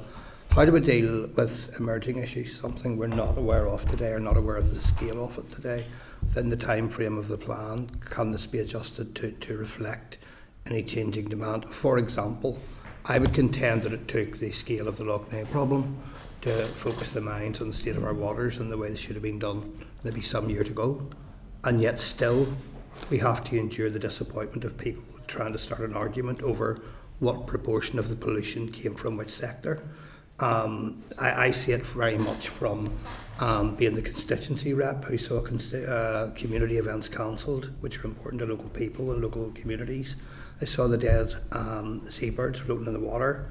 I've dealt with constituents whose dogs died after a stroll there. So really, irrespective of the breakdown, whilst that is crucially important, that the outcome is the most important thing. So I'm keen to know how that is incorporated as we go, if there are emergent issues, and also in terms of the strategies, how any adjustments can be made for those. I mentioned the seabird conservation strategy. There's also a forthcoming clean air strategy.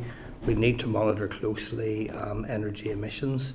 And another, if I give a more specific example, zero waste outcome is mentioned in the report. Will an analysis of that include monitoring what we do ourselves within the circular economy and what is shipped overseas for disposal, which may not be as good for carbon reduction as other mechanisms that could be found?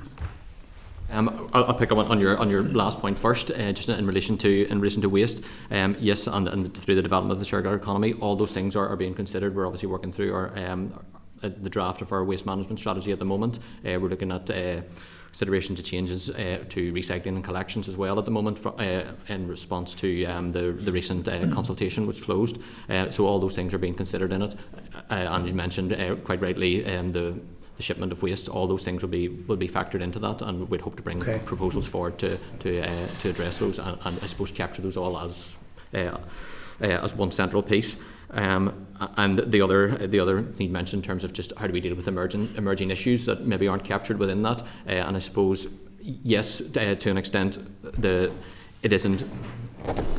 can be updated, and there is a set process there, but it isn't restrictive either. So if any other emergency issues that occur outside of the EIP, then we can pick those up and address those in a separate format. The Loch Ness Action Plan, I suppose, being an example of that. I could just chip in there then on the process for revision of the EIP, and you will probably be aware that in England, the new Labour government, one of the first actions they had was to announce a review of their environmental improvement plan, so that they could focus on their 5 priorities, which are clean up rivers, lakes and seas, create a roadmap to move Britain to a zero waste economy, boost food security, ensure nature's recovery and protect communities from the dangers of flooding. So that's very much their focus. So the new administration coming in, and they're in a position that they can change the EIP. However, there is a statutory process to go through in order to revise it. It has to be done at least every 5 years, but it can be done at any time before that. While our EIP is intended to be open-ended, it has to be revised at least every 5 years. And whenever that review is done, it has to consider what has been done to implement the EIP so far, whether the environment has improved, and whether any Northern Ireland department should take further or different steps to improve the environment. And there's also a requirement for consultation with the relevant departments. So there's a process to go through, but certainly if things change, the EIP can change too. The indicators can also change as required, and new indicators will be brought on board as time goes along. We're not stuck with the set of indicators that we have from the outset. They can all be supplemented as we get more data and are able to address new issues. Okay.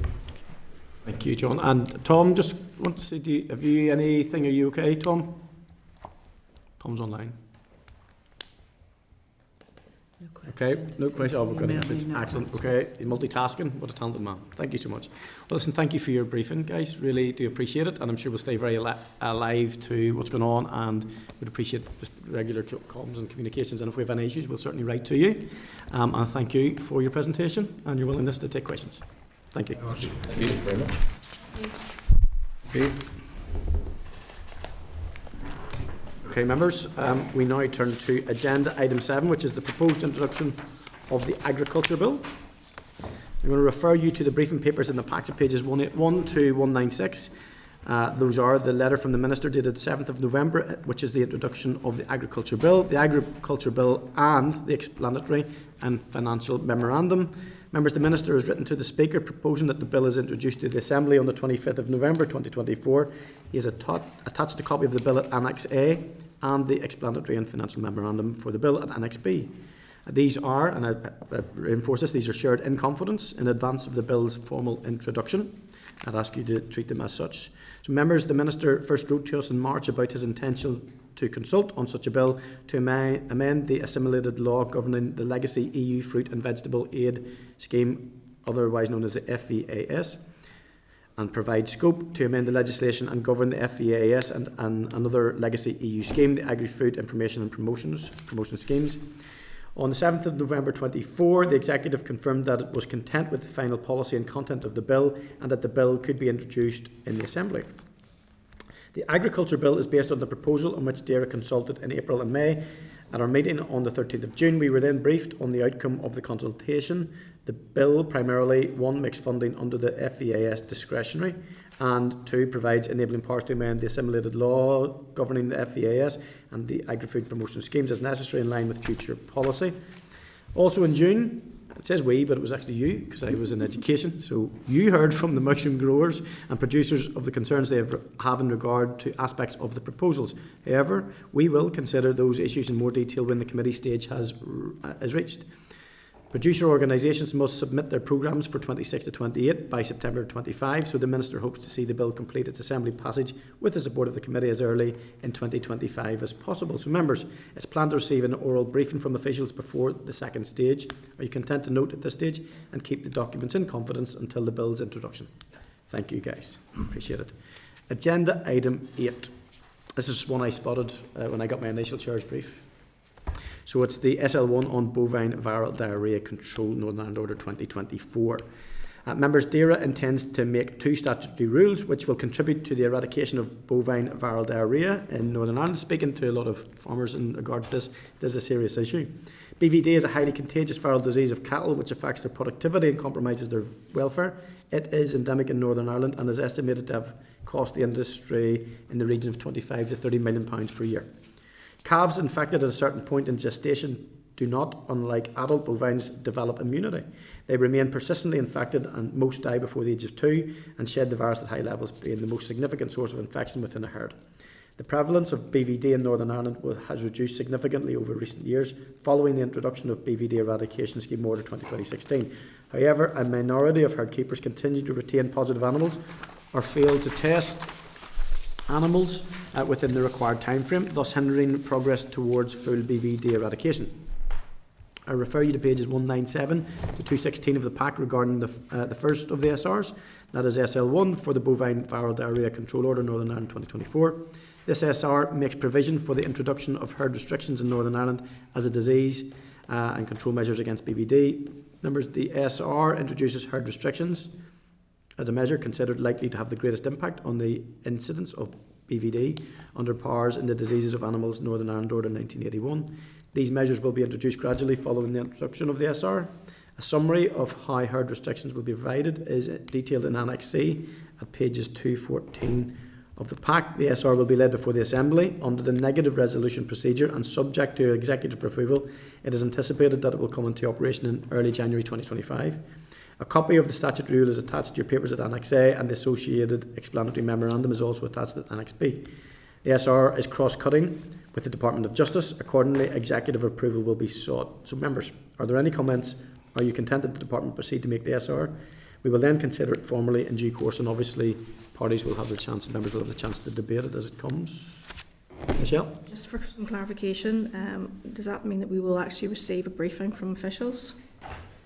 No, unless if you Unless request we one. ask for one, yeah. I was just wondering whether or not we could just maybe have it as a normal process, that if we do get requests such as these, that while the briefings are really good, and I'm obviously very much in favour of this, that maybe we do have officials come to brief us.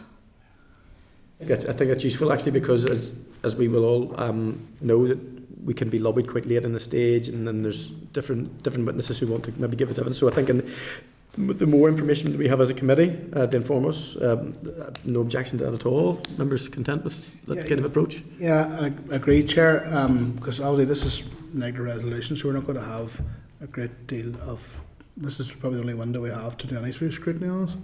And I even noticed on the SL1, it did say that there will be what they term a minimal cost to industry. So obviously that's something that we'd want to flesh out. You know, what's a minimal, what is a minimal cost? To industry, to individual farmers, you know, if their herds are closed, for example. So, you know, we do need to get some answers. Chair, could I just flag up, there will be occasions where potentially we would be considering maybe 3 or 4 SL1s in 1 week, so I may need to liaise with the DALO to, you know, if we want to seek briefings as a matter of course on SL1s, particularly the negative ones where there's no further debate in the chamber. It's going to take up a considerable amount of the committee's time. We are, and we'll also have to recognise the resource we have here too. So if I maybe speak to you about this, about maybe how we can address that shortage we have here and the changes upcoming. Tom, content with that one. Tom, before I bring you in here, have you any comments to make on the proposal that Michelle has made in regard to a briefing? Content? You can, yeah, okay. And Tom, I want to bring you in now then. Thank you.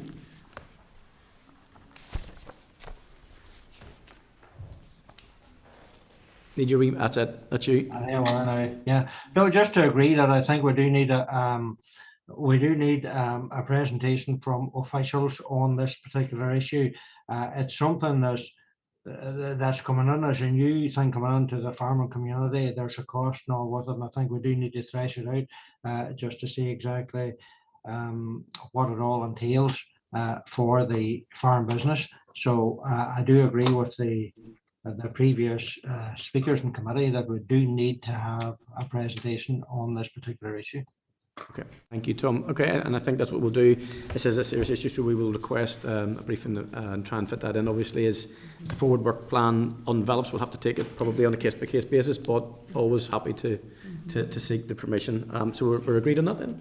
Okay, we will write out and ask for a presentation. Also, Chair, yes, John? Not disagreeing at all on this occasion, and I'm reassured by the fact that you mentioned case-by-case basis, because there may be some we need to have a briefing on, others that we deem we don't. But I'm keen that if it's impacting on the existing forward work plan in terms of anything being moved or delayed, then we should be, if it's not too much trouble, informed of what's being moved or delayed, so that we're up to speed on that. Do we have a date in regards to when this is likely to be delayed? Because obviously that has an impact on the forward work plan just to be considered. Chair, obviously it is legislation, so it is priority work for the committee compared to maybe briefings on other matters. So we will prioritise, you know, briefings on SL1s that the committee requests, so ahead of other items. Is there any projected date for that at all? I think. I need to check through the. No, but we can. It has. I mean, it'll have come in time for us to seek a briefing. Yeah. Okay, and Michelle. Just to make the point, really, I suppose this is a scrutiny committee and this is legislation and this is our business, and we need to be over all of this.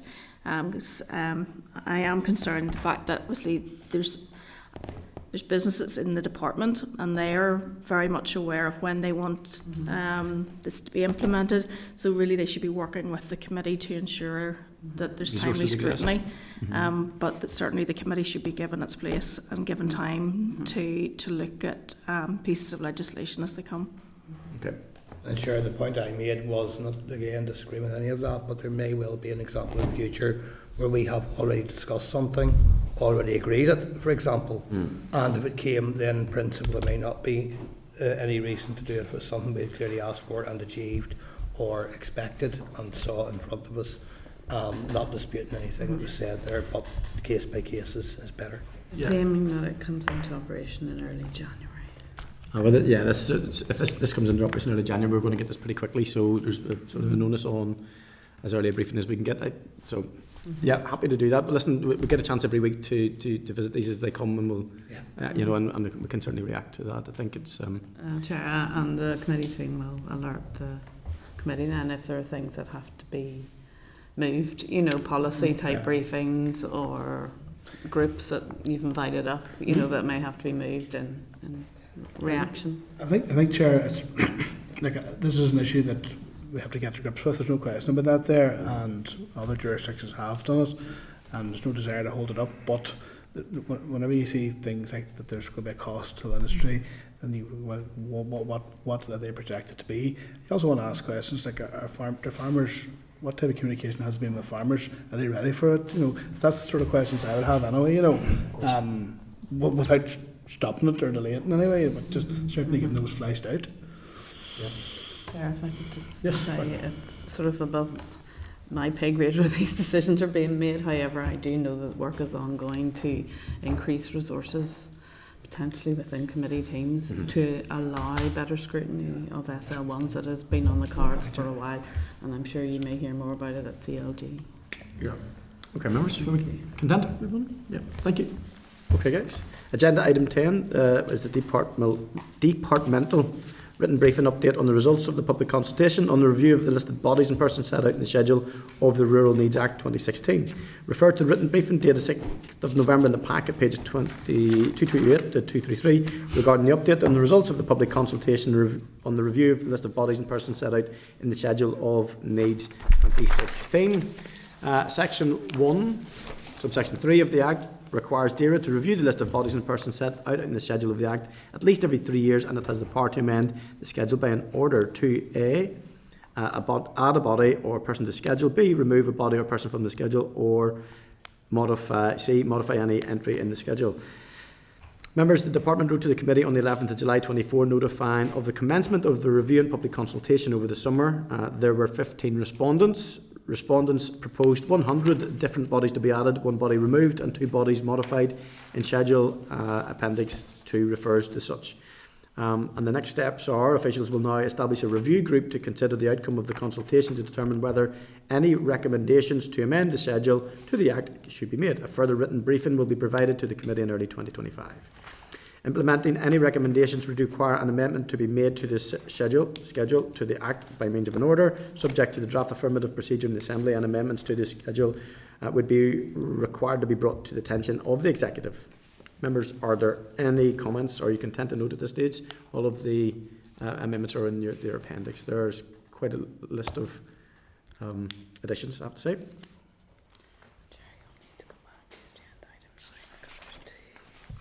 Sir, in terms of the annexes there and the modifications that are being made, I don't see any rationale, and it may be in there somewhere, but I just can't get it up in terms of the Education Authority and regulatory bodies who oversee BT, internet, mobile phone and other digital services, but particularly in relation to EA. What are the modifications? Let me see. Chair, the review group that's been established will consider the outcome of the consultation. Right. So presumably they will be looking at that, and then we'll get further information when they've looked at it. So, obviously these are just the groups that the respondents, there's only 12 consultants put forward. So presumably they put forward some rationale for why that's okay. They're on there. Okay. In some ways, there's probably a significant need for it from a perspective of understanding there are discrepancies and differences from the fire service, for instance. There are even standards of response that are different if you live rurally than urban and stuff. So that and you can see even how the schools are set up and the bodies and stuff, that there perhaps is a need, but obviously there's a need for them to consider that in the round to ensure that they fulfil the purpose that they're there for. So I think we'll certainly revisit that. Guys, I have to make an apology because I need to return to agenda item 9. I got excited in our discussion. Before you do, if I may, all right. Is there an argument to have some community and voluntary inclusion in that longer list in Annex? Bear with me here. Yep. The second list, which is the Appendix 2. In the Appendix 2, yes. Apologies. In the context of the conversation we had earlier about rural needs and rural policy, yes, I'm wondering how, if there's a mechanism by which we can ensure those voices can be represented as well in terms of consultations. Mm-hmm. We could follow up on that. I think John said it's a well-made point. Members content with that? And beyond the obvious players like NICFA, there's also a rural community network. Yeah. Would like to suggest that be investigated. There. Thank you, John. Okay, guys, if you don't mind, just going to turn back to agenda item 9 and the SL1, the Bovine Diarrhoea Eradication Scheme Amendment Order 2024.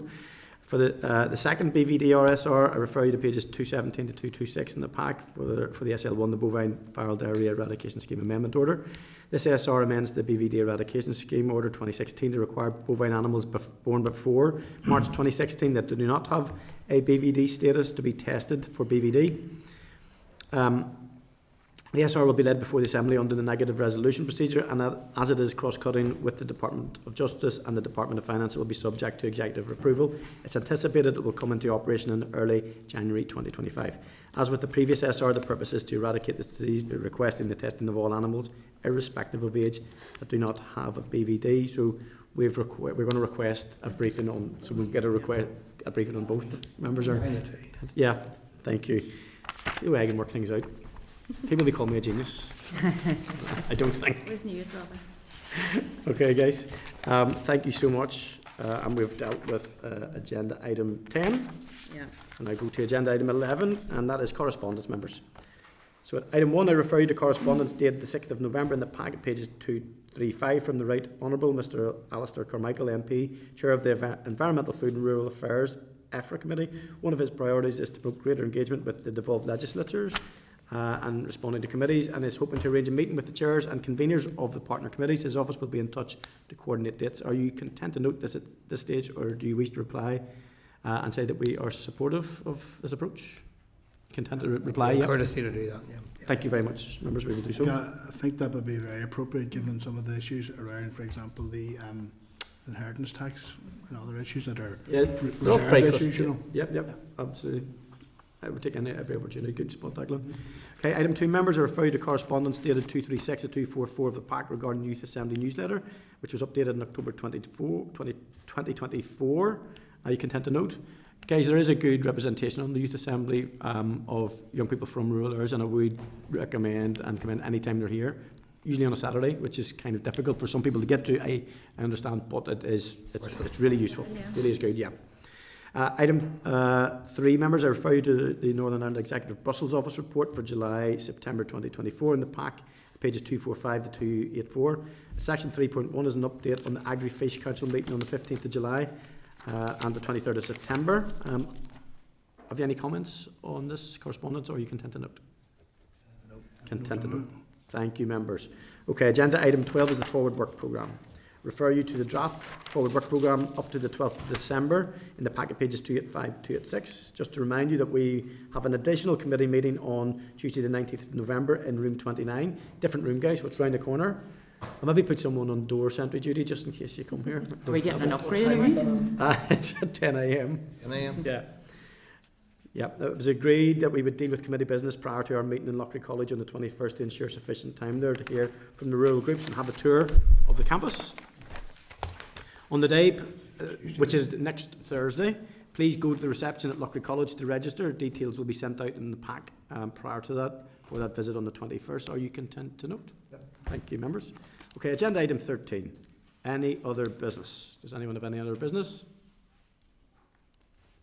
No. Okay, so the date and time of our next meeting, members, as discussed, we have an additional meeting on Tuesday the 19th at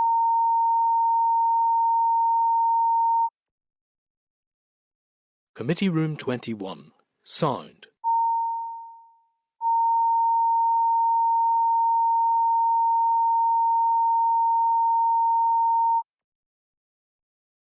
Committee Room 21.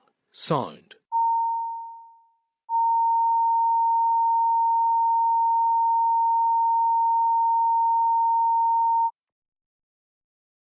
Committee Room 21. Sound.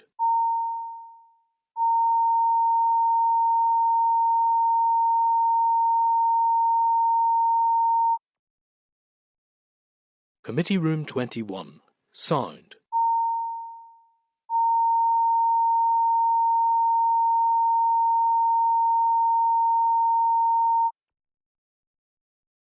Committee Room 21.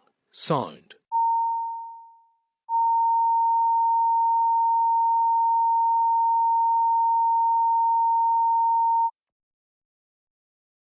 Committee Room 21. Sound.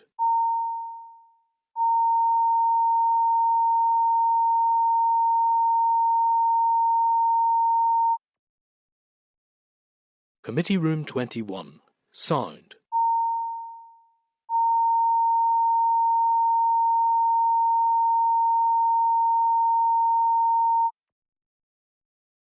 Committee Room 21. Sound.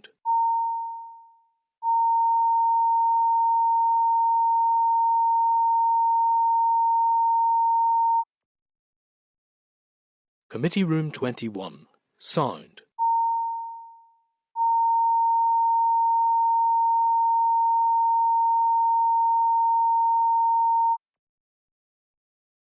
Committee Room 21. Sound.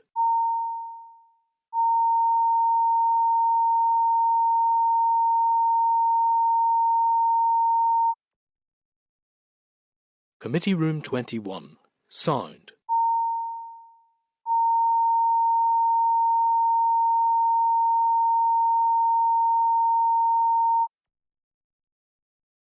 Committee Room 21. Sound.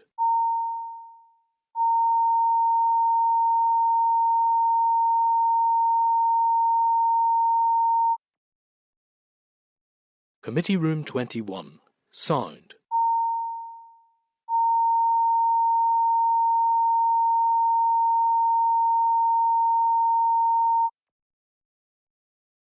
Committee Room 21. Sound.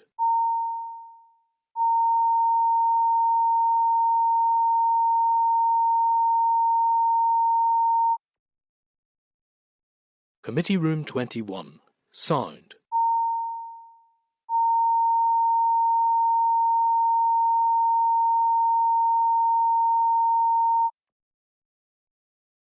Committee Room 21. Sound.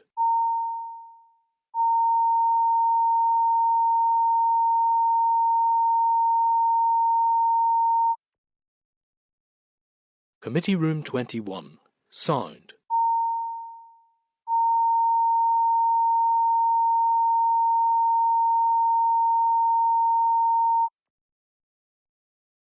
Committee Room 21.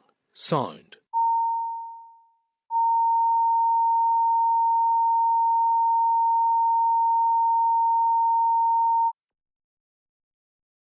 Committee Room 21. Sound. Sound.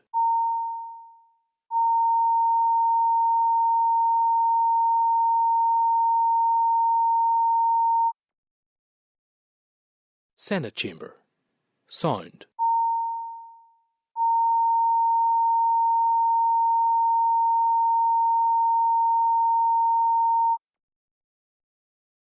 Senate Chamber. Sound.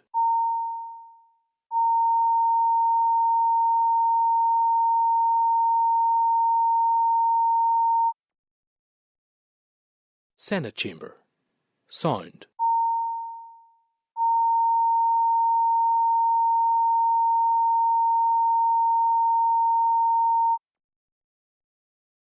Senate Chamber.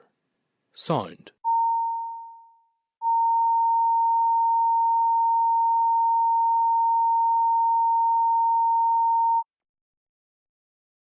Senate Chamber. Sound.